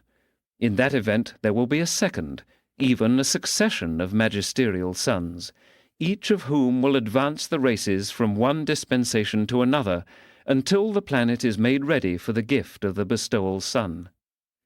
On the second and subsequent missions, the magisterial suns may or may not be incarnated. But no matter how many magisterial suns may appear, and they may also come as such after the bestowal sun, the advent of each one marks the end of one dispensation and the beginning of another. These dispensations of the magisterial suns cover anywhere from 25,000 to 50,000 years of Urantia time. Sometimes such an epoch is much shorter, and in rare instances even longer. But in the fullness of time, one of these same magisterial suns will be born as the paradise bestowal sun. 5. Post-bestowal sun man. When a certain standard of intellectual and spiritual development is attained on an inhabited world, a paradise bestowal sun always arrives. On normal worlds, he does not appear in the flesh until the races have ascended to the highest levels of intellectual development and ethical attainment. But on Urantia, the bestowal sun, even your own creator sun, appeared at the close of the Adamic dispensation, but that is not the usual order of events on the worlds of space. When the worlds have become ripe for spiritualization, the bestowal sun arrives. These suns always belong to the magisterial or avenal order, except in that case, once in each local universe, when the Creator Sun prepares for his terminal bestowal on some evolutionary world, as occurred when Michael of Nebadon appeared on Urantia to bestow himself upon your mortal races. Only one world in near 10 million can enjoy such a gift. All other worlds are spiritually advanced by the bestowal of a paradise sun of the avenal order. The bestowal sun arrives on a world of high educational culture and encounters a race spiritually trained and prepared to assimilate advanced teachings and to appreciate the bestowal mission. This is an age characterized by the worldwide pursuit of moral culture and spiritual truth. The mortal passion of this dispensation is the penetration of cosmic reality and communion with spiritual reality. The revelations of truth are extended to include the superuniverse. Entirely new systems of education and government grow up to supplant the crude regimes of former times. The joy of living takes on new color, and the reactions of life are exalted to heavenly heights of tone and timbre. The bestowal sun lives and dies for the spiritual uplift of the mortal races of a world. He establishes the new and living way. His life is an incarnation of paradise truth in mortal flesh, that very truth, even the spirit of truth, in the knowledge of which men shall be free. On Urantia, the establishment of this new and living way was a matter of fact as well as of truth. The isolation of Urantia in the Lucifer rebellion had suspended the procedure whereby mortals can pass, upon death, directly to the shores of the mansion worlds. Before the days of Christ Michael on Urantia, all souls slept on until the dispensational or special millennial resurrections. Even Moses was not permitted to go over to the other side until the occasion of a special resurrection, the fallen planetary prince Caligastia contesting such a deliverance. But ever since the day of Pentecost, Urantia mortals again may proceed directly to the Morontia spheres. Upon the resurrection of a bestowal son, on the third day after yielding up his incarnated life, he ascends to the right hand of the Universal Father, receives the assurance of the acceptance of the bestowal mission, and returns to the Creator Son at the headquarters of the local universe. Thereupon the bestowal Avenel and the Creator Michael send their joint spirit, the Spirit of Truth, into the bestowal world. This is the occasion when the Spirit of the triumphant Son is poured out upon all flesh. The Universe Mother Spirit also participates in this bestowal of the Spirit of Truth, and concomitant therewith there issues the bestowal edict of the Thought Adjusters. Thereafter, all normal-minded will creatures of that world will receive adjusters as soon as they attain the age of moral responsibility, of spiritual choice. If such a bestowal Avenel should return to a world after the bestowal mission, he would not incarnate, but would come in glory with the seraphic hosts. The post-bestowal sun age may extend from 10,000 to 100,000 years. There is no arbitrary time allotted to any of these dispensational eras. This is a time of great ethical and spiritual progress. Under the spiritual influence of these ages, human character undergoes tremendous transformations and experiences phenomenal development. It becomes possible to put the Golden Rule into practical operation. The teachings of Jesus are really applicable to a mortal world which has had the preliminary training of the pre-bestowal sons with their dispensations of character ennoblement and culture augmentation. During this era, the problems of disease and delinquency are virtually solved. Degeneracy has already been largely eliminated by selective reproduction. Disease has been practically mastered through the high resistant qualities of the Adamic strains, and by the intelligent and worldwide application of the discoveries of the physical sciences of preceding ages. The average length of life during this period climbs well above the equivalent of 300 years of Urantia time. Throughout this epoch, there is a gradual lessening of governmental supervision. True self-government is beginning to function. Fewer and fewer restrictive laws are necessary. The military branches of national resistance are passing away. The era of international harmony is really arriving. There are many nations, mostly determined by land distribution, but only one race, one language, and one religion. Mortal affairs are almost, but not quite, utopian.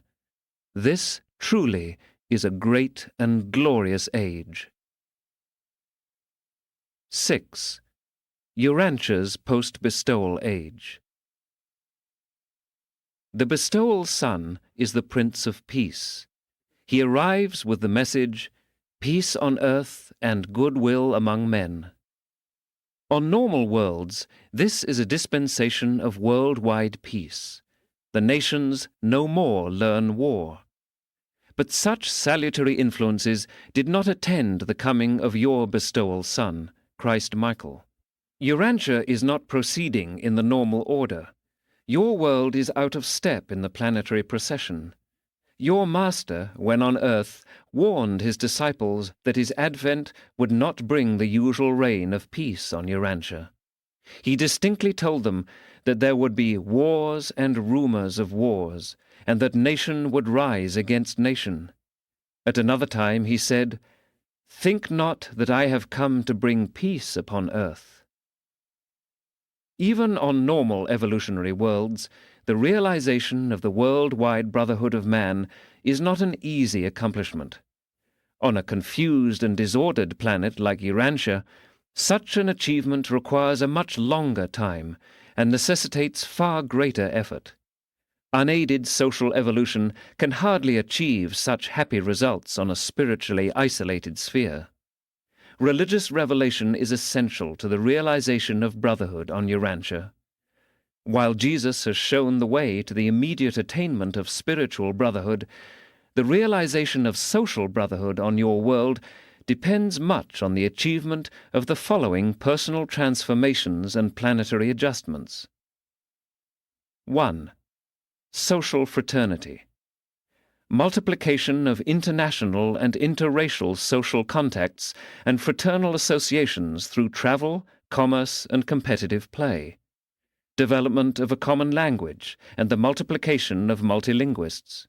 The racial and national interchange of students, teachers, industrialists, and religious philosophers. 2. Intellectual cross-fertilization. Brotherhood is impossible on a world whose inhabitants are so primitive that they fail to recognize the folly of unmitigated selfishness. There must occur an exchange of national and racial literature. Each race must become familiar with the thought of all races. Each nation must know the feelings of all nations. Ignorance breeds suspicion, and suspicion is incompatible with the essential attitude of sympathy and love. 3. Ethical awakening. Only ethical consciousness can unmask the immorality of human intolerance and the sinfulness of fratricidal strife. Only a moral conscience can condemn the evils of national envy and racial jealousy. Only moral beings will ever seek for that spiritual insight which is essential to living the Golden Rule. 4. Political wisdom. Emotional maturity is essential to self-control.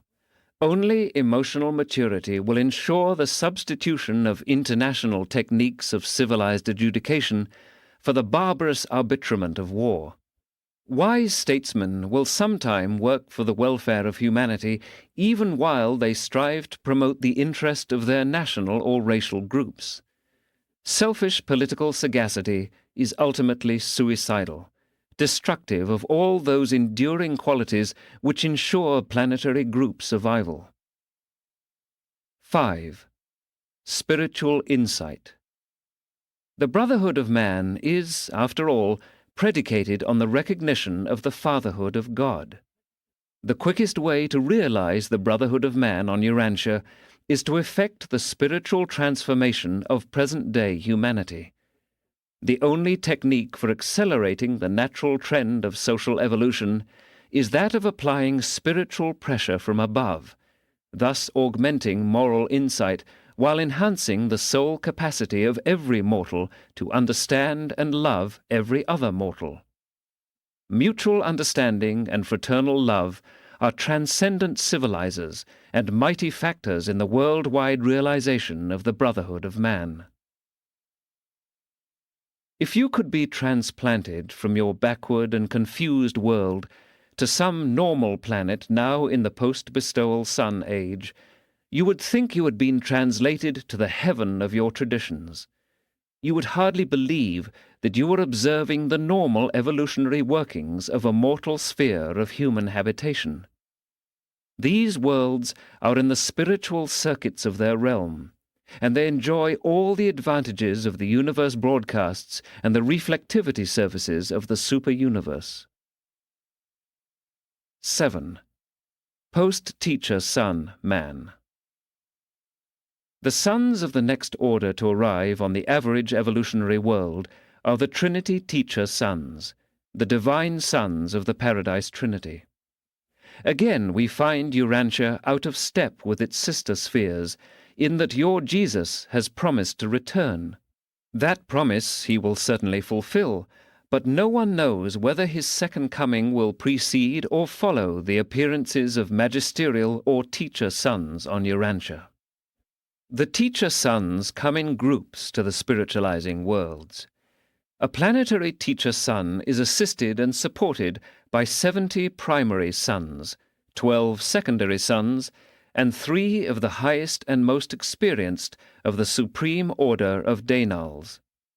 This core will remain for some time on the world, long enough to effect the transition from the evolutionary ages to the era of light and life, not less than 1,000 years of planetary time, and often considerably longer. This mission is a Trinity contribution to the antecedent efforts of all the divine personalities who have ministered to an inhabited world. The revelation of truth is now extended to the central universe and to paradise. The races are becoming highly spiritual. A great people has evolved, and a great age is approaching. The educational, economic, and administrative systems of the planet are undergoing radical transformations. New values and relationships are being established. The kingdom of heaven is appearing on earth, and the glory of God is being shed abroad in the world. This is the dispensation when many mortals are translated from among the living. As the era of Trinity teacher sons progresses, the spiritual allegiance of the mortals of time becomes more and more universal. Natural death becomes less frequent as the adjusters increasingly fuse with their subjects during the lifetime in the flesh. The planet eventually is classed as of the primary modified order of mortal ascension. Life during this era is pleasant and profitable. Degeneracy and the antisocial end products of the long evolutionary struggle have been virtually obliterated. The length of life approaches 500 Urantia years, and the reproductive rate of racial increase is intelligently controlled. An entirely new order of society has arrived. There are still great differences among mortals, but the state of society more nearly approaches the ideals of social brotherhood and spiritual equality. Representative government is vanishing, and the world is passing under the rule of individual self-control. The function of government is chiefly directed to collective tasks of social administration and economic coordination. The golden age is coming on apace. The temporal goal of the long and intense planetary evolutionary struggle is in sight. The reward of the ages is soon to be realized. The wisdom of the gods is about to be manifested.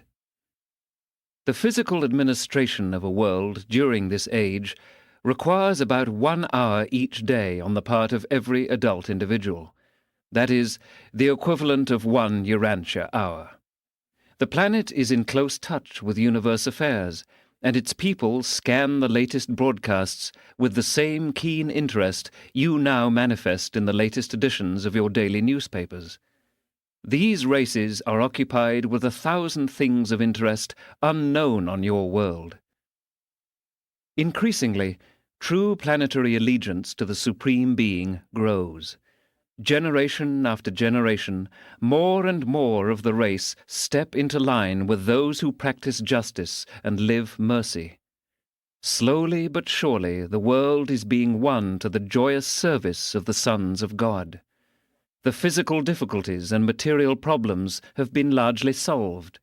the planet is ripening for advanced life and a more settled existence. From time to time, throughout their dispensation, teacher sons continue to come to these peaceful worlds. They do not leave a world until they observe that the evolutionary plan, as it concerns that planet, is working smoothly. A magisterial son of judgment usually accompanies the teacher sons on their successive missions, while another such son functions at the time of their departure, and these judicial actions continue from age to age throughout the duration of the mortal regime of time and space.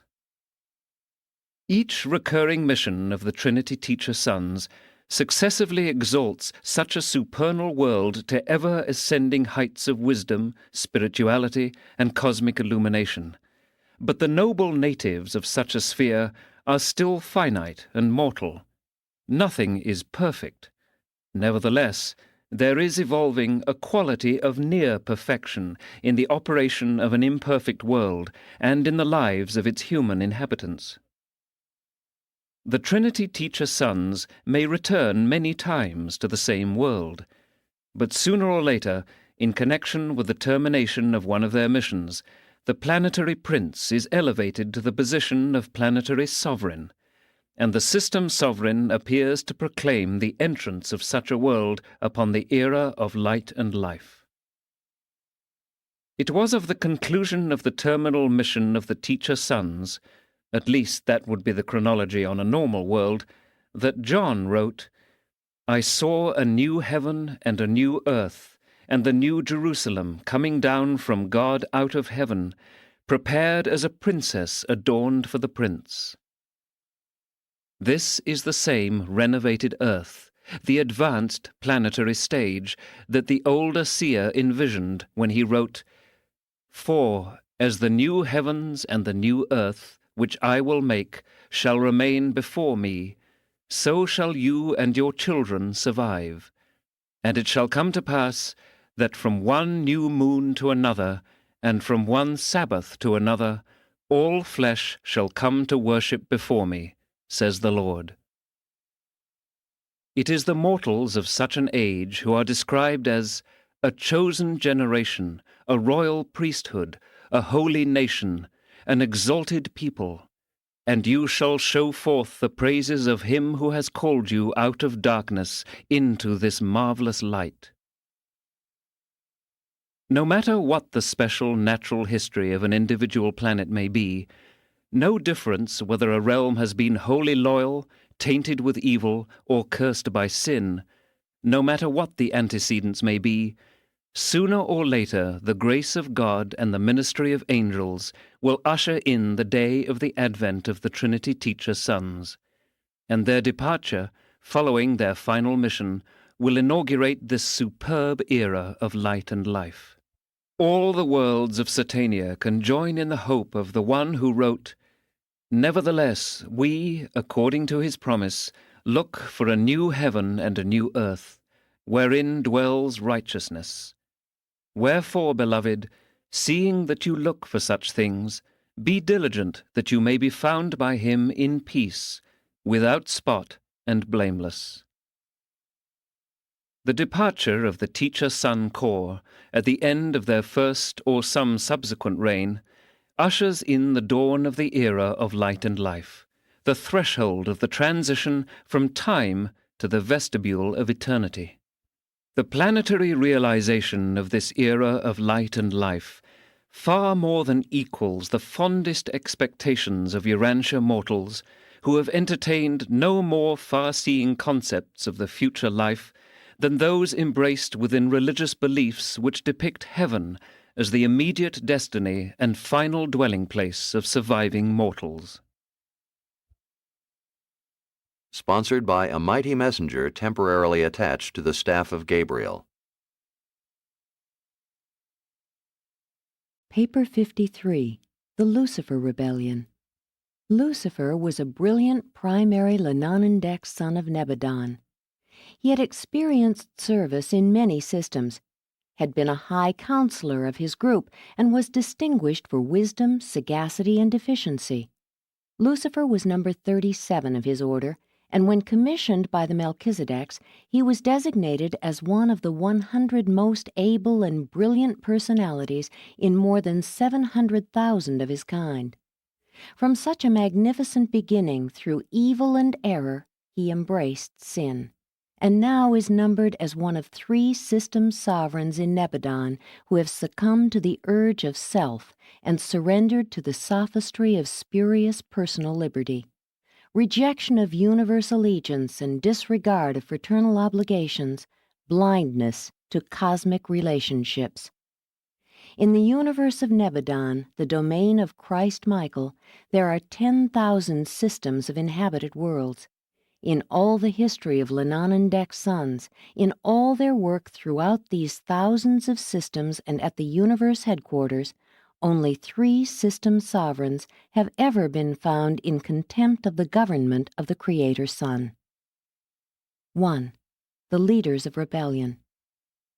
Lucifer was not an ascendant being. He was a created son of the local universe, and of him it was said, "You were perfect in all your ways from the day you were created till unrighteousness was found in you." Many times had he been in council with the Most Highs of Edentia, and Lucifer reigned upon the holy mountain of God, the administrative mount of Jerusalem, for he was the chief executive of a great system of 607 inhabited worlds. Lucifer was a magnificent being, a brilliant personality. He stood next to the Most High Fathers of the constellations in the direct line of universe authority. Notwithstanding Lucifer's transgression, subordinate intelligences refrained from showing him disrespect and disdain prior to Michael's bestowal on Urantia. Even the archangel of Michael, at the time of Moses' resurrection, did not bring against him an accusing judgment, but simply said, "The judge rebuke you." Judgment in such matters belongs to the Ancients of Days, the rulers of the super-universe. Lucifer is now the fallen and deposed sovereign of Satania. Self-contemplation is most disastrous, even to the exalted personalities of the celestial world. Of Lucifer it was said, "Your heart was lifted up because of your beauty. You corrupted your wisdom because of your brightness." Your olden prophet saw his sad estate when he wrote, "How are you fallen from heaven, O Lucifer, son of the morning? How are you cast down, you who dared to confuse the worlds?" Very little was heard of Lucifer on Urantia, owing to the fact that he assigned his first lieutenant, Satan, to advocate his cause on your planet. Satan was a member of the same primary group of Lananandeks, but had never functioned as a system sovereign. He entered fully into the Lucifer insurrection.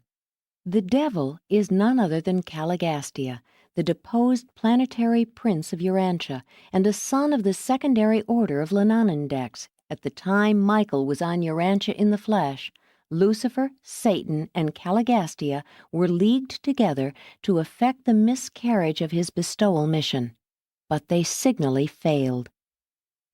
Abaddon was the chief of the staff of Caligastia. He followed his master into rebellion and has ever since acted as chief executive of the Urantia rebels. Beelzebub was the leader of the disloyal Midway creatures who allied themselves with the forces of the traitorous Caligastia. The dragon eventually became the symbolic representation of all these evil personages. Upon the triumph of Michael, Gabriel came down from Salvington and bound the dragon, all the rebel leaders, for an age. Of the Jerusalem seraphic rebels it is written, "And the angels who kept not their first estate, but left their own habitation, he has reserved in sure chains of darkness to the judgment of the great day." 2. The causes of rebellion. Lucifer and his first assistant, Satan, had reigned on Jerusalem for more than 500,000 years, when in their hearts they began to array themselves against the universal Father and his then vicegerent son, Michael. There were no peculiar or special conditions in the system of Satania which suggested or favored rebellion. It is our belief that the idea took origin and form in Lucifer's mind, and that he might have instigated such a rebellion no matter where he might have been stationed. Lucifer first announced his plans to Satan, but it required several months to corrupt the mind of his able and brilliant associate. However, when once converted to the rebel theories, he became a bold and earnest advocate of self-assertion and liberty. No one ever suggested rebellion to Lucifer. The idea of self-assertion in opposition to the will of Michael and to the plans of the Universal Father, as they are represented in Michael, had its origin in his own mind. His relations with the Creator's Son had been intimate and always cordial. At no time prior to the exaltation of his own mind did Lucifer openly express dissatisfaction about the universe administration. Notwithstanding his silence, for more than 100 years of standard time, the union of days on Salvington had been reflectivating to Uversa that all was not at peace in Lucifer's mind. This information was also communicated to the Creator's Son and the constellation fathers of Norlashadek. Throughout this period, Lucifer became increasingly critical of the entire plan of universe administration, but always professed wholehearted loyalty to the supreme rulers. His first outspoken disloyalty was manifested on the occasion of a visit of Gabriel to Jerusalem just a few days before the open proclamation of the Lucifer Declaration of Liberty. Gabriel was so profoundly impressed with the certainty of the impending outbreak that he went direct to Urantia to confer with the constellation fathers regarding the measures to be employed in case of open rebellion. It is very difficult to point out the exact cause or causes which finally culminated in the Lucifer rebellion. We are certain of only one thing, and that is, whatever these first beginnings were, they had their origin in Lucifer's mind. There must have been a pride of self that nourished itself to the point of self-deception, so that Lucifer, for a time, really persuaded himself that his contemplation of rebellion was actually for the good of the system, if not of the universe. By the time his plans had developed to the point of disillusionment, no doubt he had gone too far for his original and mischief-making pride to permit him to stop. At some point in this experience, he became insincere, and evil evolved into deliberate and willful sin. That this happened is proved by the subsequent conduct of this brilliant executive. He was long offered opportunity for repentance, but only some of his subordinates ever accepted the proffered mercy. The faithful of days of Urantia, on the request of the constellation fathers, in person presented the plan of Michael for the saving of these flagrant rebels, but always was the mercy of the Creator's Son rejected, and rejected with increasing contempt and disdain. 3. The Lucifer Manifesto. Whatever the early origins of trouble in the hearts of Lucifer and Satan, the final outbreak took form as the Lucifer Declaration of Liberty. The cause of the rebels was stated under 3 heads. 1. The reality of the Universal Father. Lucifer charged that the Universal Father did not really exist, that physical gravity and space energy were inherent in the universe, and that the Father was a myth invented by the Paradise Sons to enable them to maintain the rule of the universes in the Father's name. He denied that personality was a gift of the Universal Father. He even intimated that the Finalitors were in collusion with the Paradise Sons to foist fraud upon all creation, since they never brought back a very clear-cut idea of the Father's actual personality as it is discernible on Paradise. He traded on reverence as ignorance. The charge was sweeping, terrible, and blasphemous. It was this veiled attack upon the Finalitors that no doubt influenced the ascendant citizens then on Jerusalem to stand firm and remain steadfast in resistance to all the rebels' proposals. 2. The universe government of the Creator's Son, Michael. Lucifer contended that the local systems should be autonomous. He protested against the right of Michael, the Creator's son, to assume sovereignty of Nebadon in the name of a hypothetical Paradise Father, and require all personalities to acknowledge allegiance to this unseen Father. He asserted that the whole plan of worship was a clever scheme to aggrandize the Paradise Sons. He was willing to acknowledge Michael as his Creator Father, but not as his God and rightful ruler. Most bitterly did he attack the right of the Ancients of Days, foreign potentates, to interfere in the affairs of the local systems and universes. These rulers he denounced as tyrants and usurpers. He exhorted his followers to believe that none of these rulers could do aught to interfere with the operation of complete home rule if men and angels only had the courage to assert themselves and boldly claim their rights. He contended that the executioners of the Ancients of Days could be debarred from functioning in the local systems if the native beings would only assert their independence. He maintained that immortality was inherent in the system personalities, that resurrection was natural and automatic, and that all beings would live eternally except for the arbitrary and unjust acts of the executioners of the Ancients of Days. 3.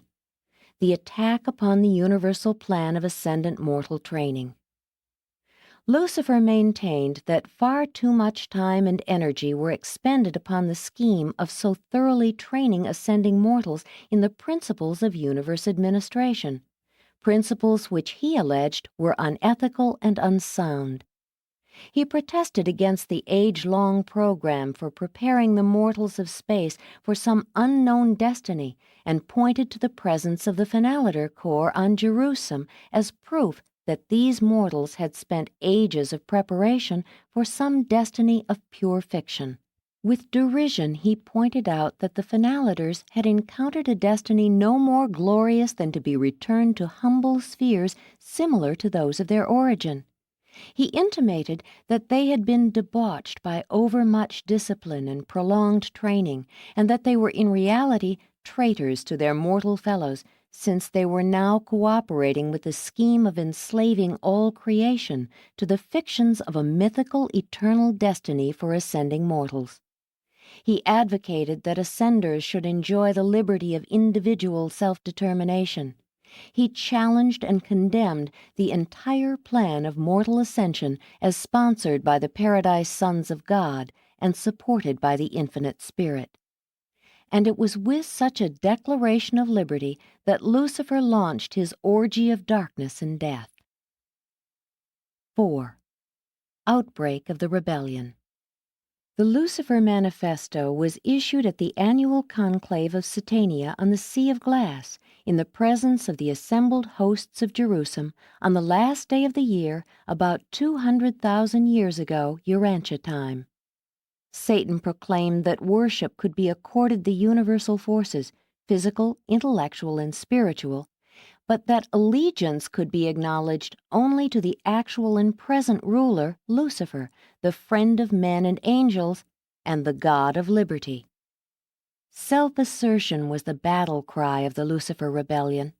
One of his chief arguments was that if self-government was good and right for the Melchizedeks and other groups, it was equally good for all orders of intelligence.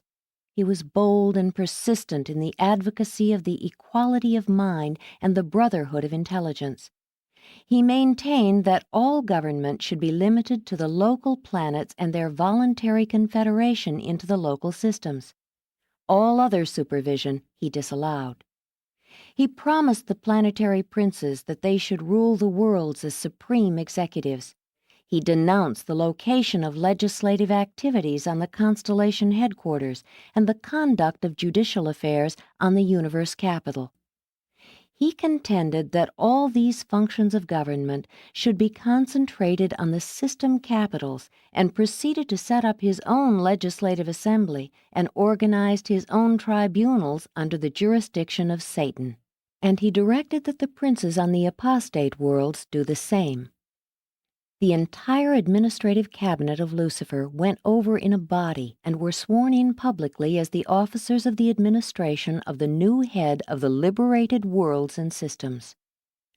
While there had been 2 previous rebellions in Nebadon, they were in distant constellations.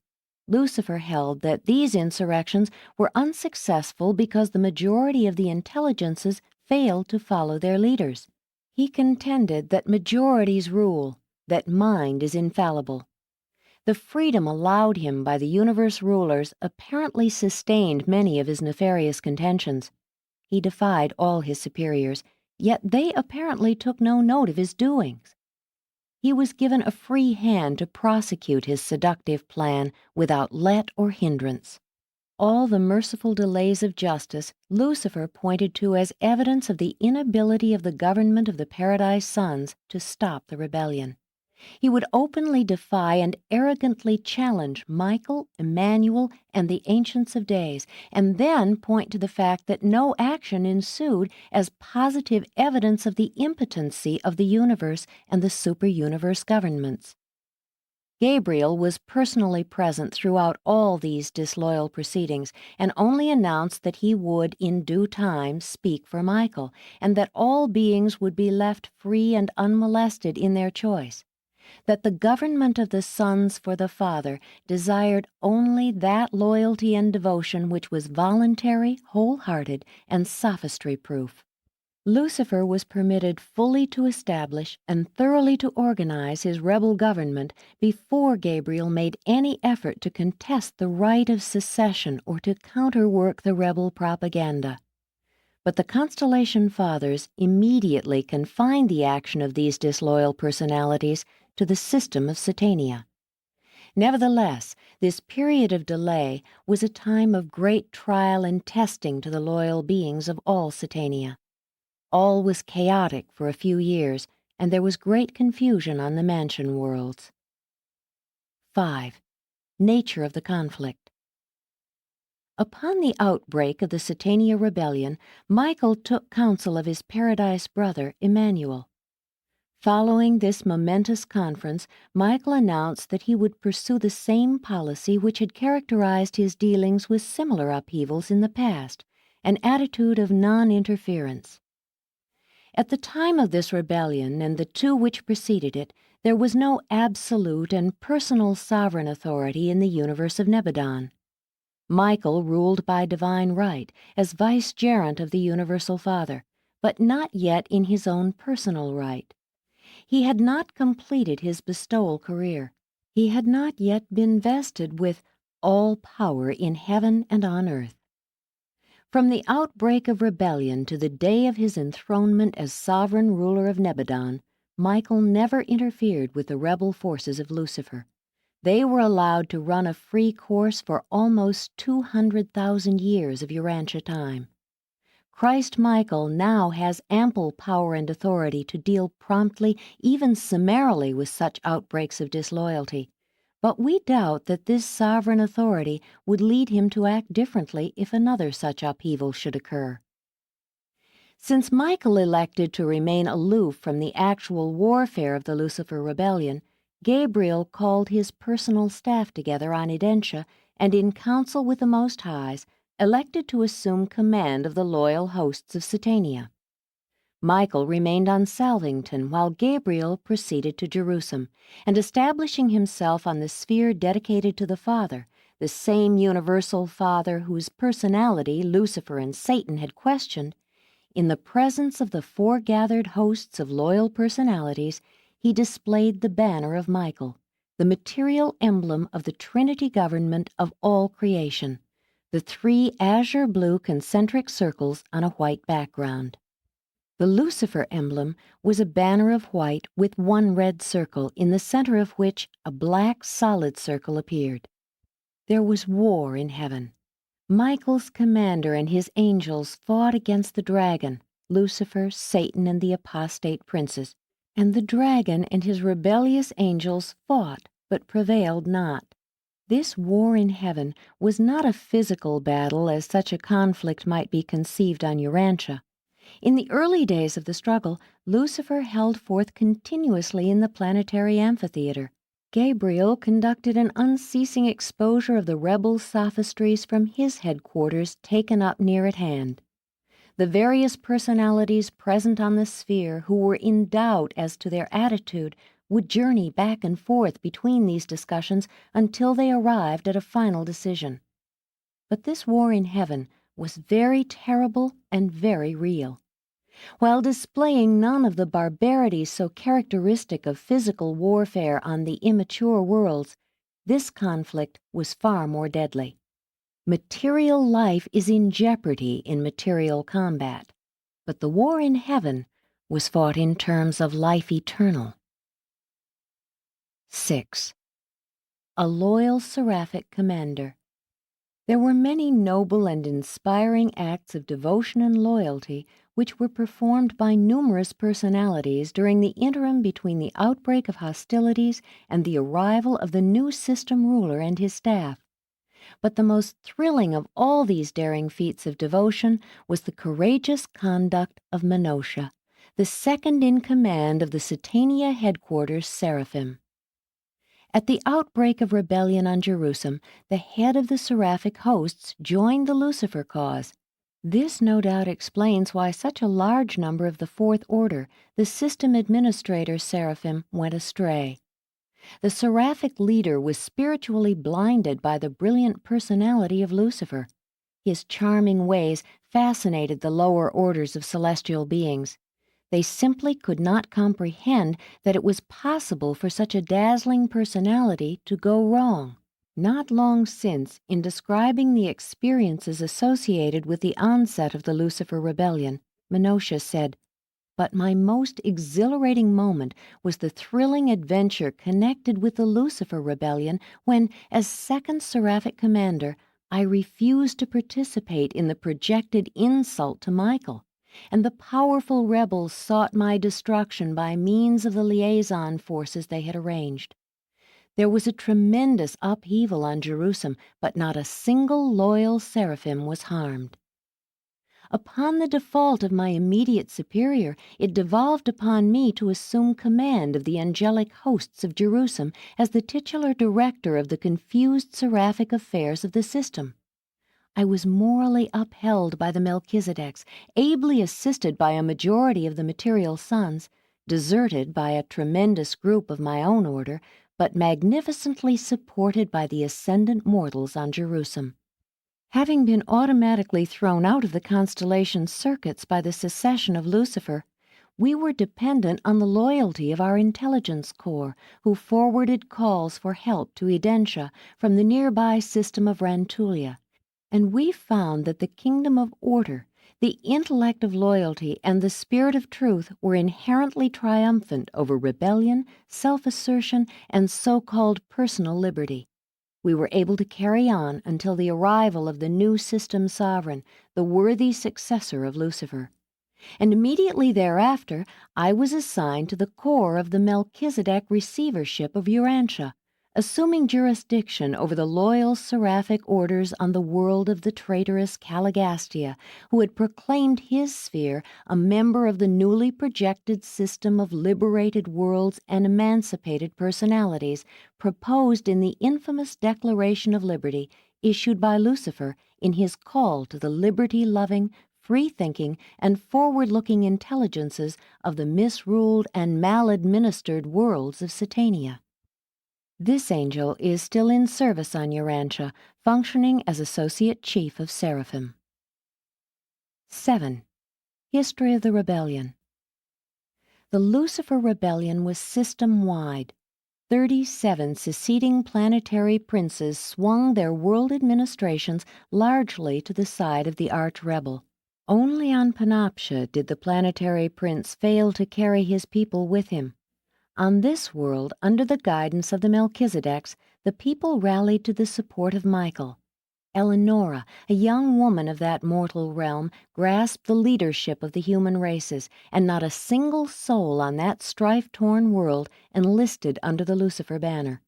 And ever since have these loyal Panoptians served on the 7th Jerusalem transition world as the caretakers and builders on the Father's sphere and its surrounding 7 detention worlds.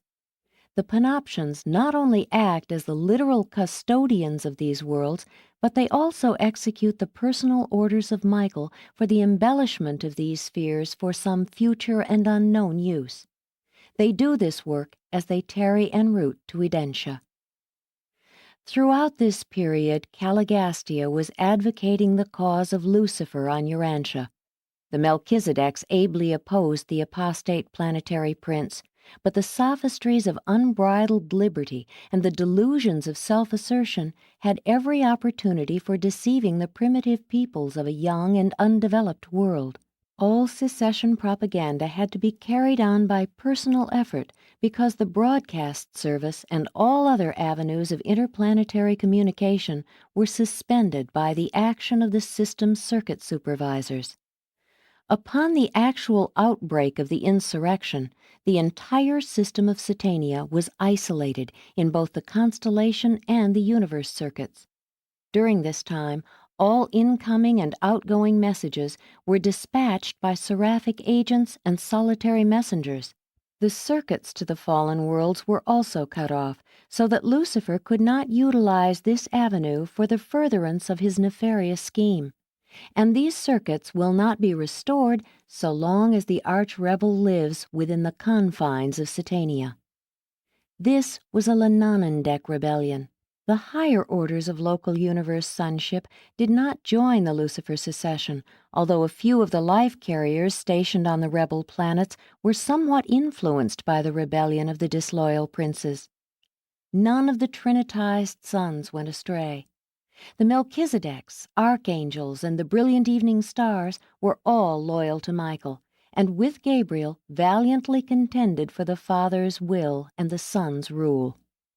No beings of paradise origin were involved in disloyalty. Together with the solitary messengers, they took up headquarters on the world of the Spirit and remained under the leadership of the faithful of days of Edentia. None of the conciliators apostatized, nor did a single one of the celestial recorders go astray. But a heavy toll was taken of the Urantia companions and the mansion world teachers. Of the supreme order of seraphim, not an angel was lost, but a considerable group of the next order, the superior, were deceived and ensnared. Likewise, a few of the third or supervisor order of angels were misled. But the terrible breakdown came in the fourth group, the administrator angels, those seraphim who are normally assigned to the duties of the system capitals. Menotia saved almost 2/3 of them, but slightly over 1/3 followed their chief into the rebel ranks. 1/3 of all the Jerusalem cherubim attached to the administrator angels were lost with their disloyal seraphim. Of the planetary angelic helpers, those assigned to the material sons, about 1/3 were deceived, and almost 10% of the transition ministers were ensnared. In symbol, John saw this when he wrote of the great red dragon, saying, "And his tail drew 1/3 part of the stars of heaven, and cast them down in darkness." The greatest loss occurred in the angelic ranks, but most of the lower orders of intelligence were involved in disloyalty.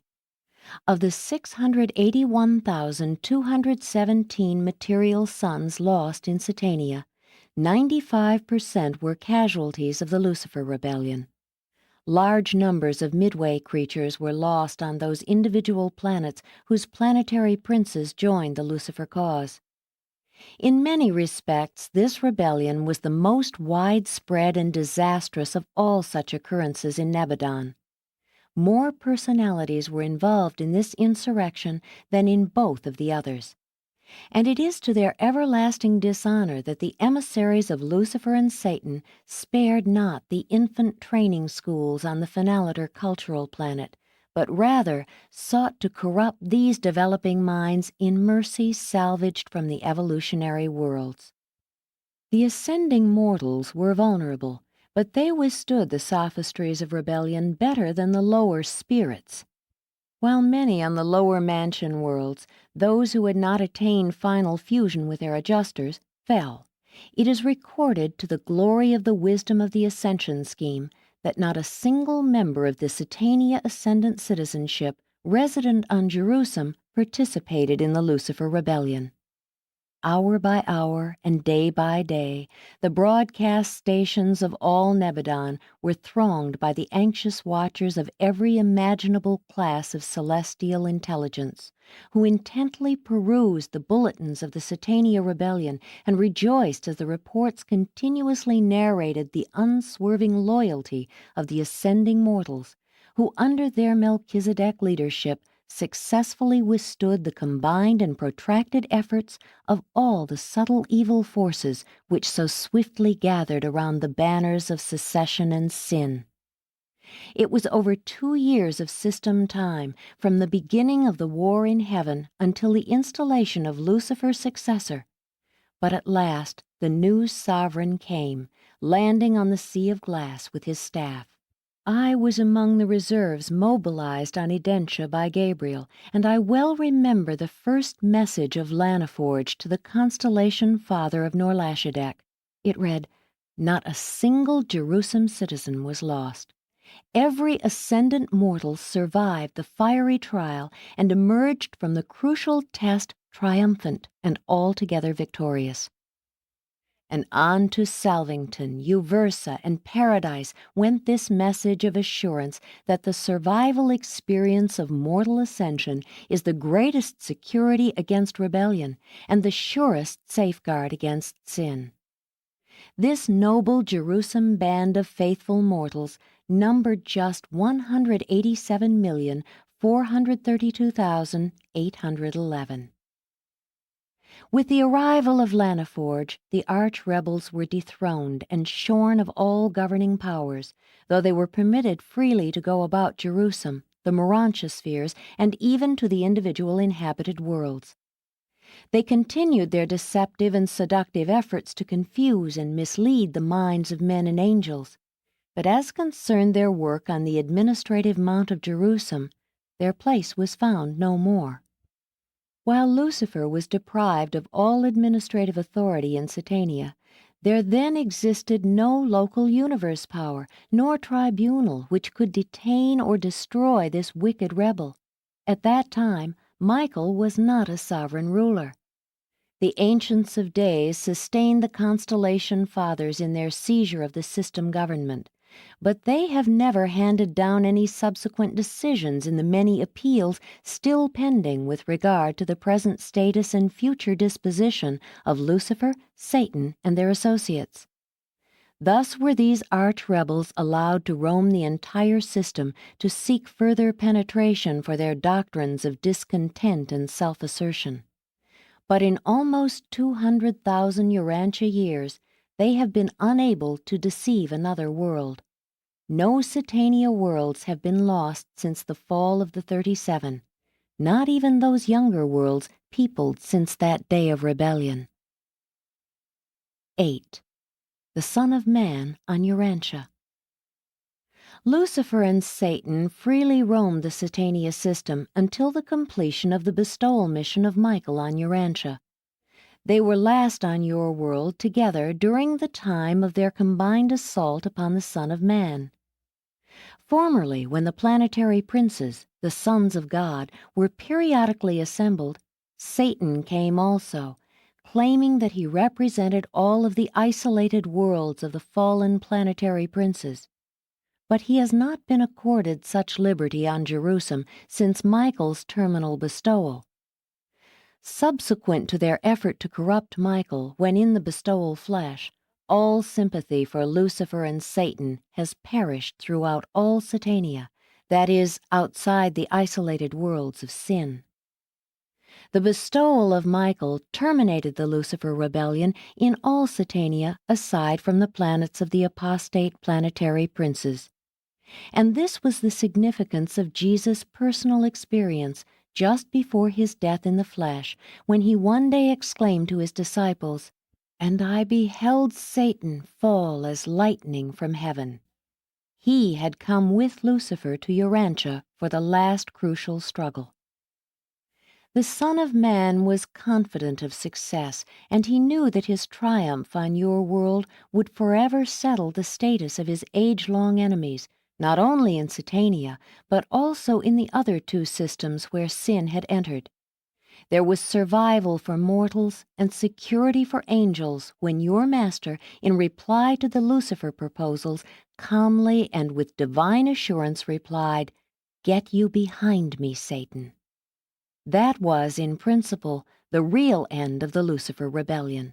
True, the Uversa tribunals have not yet rendered the executive decision regarding the appeal of Gabriel praying for the destruction of the rebels, but such a decree will no doubt be forthcoming in the fullness of time, since the first step in the hearing of this case has already been taken. Caligastia was recognized by the Son of Man as the technical prince of Urantia up to near the time of his death. Said Jesus, "Now is the judgment of this world. Now shall the prince of this world be cast down." And then, still nearer the completion of his life work, he announced, "The prince of this world is judged." And it is this same dethroned and discredited prince who was once termed God of Urantia.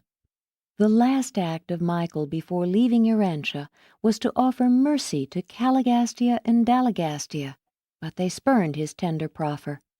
Caligastia, your apostate planetary prince, is still free on Urantia to prosecute his nefarious designs, but he has absolutely no power to enter the minds of men.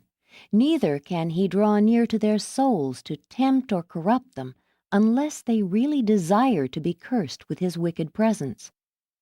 Before the bestowal of Michael, these rulers of darkness sought to maintain their authority on Urantia, and they persistently withstood the minor and subordinate celestial personalities.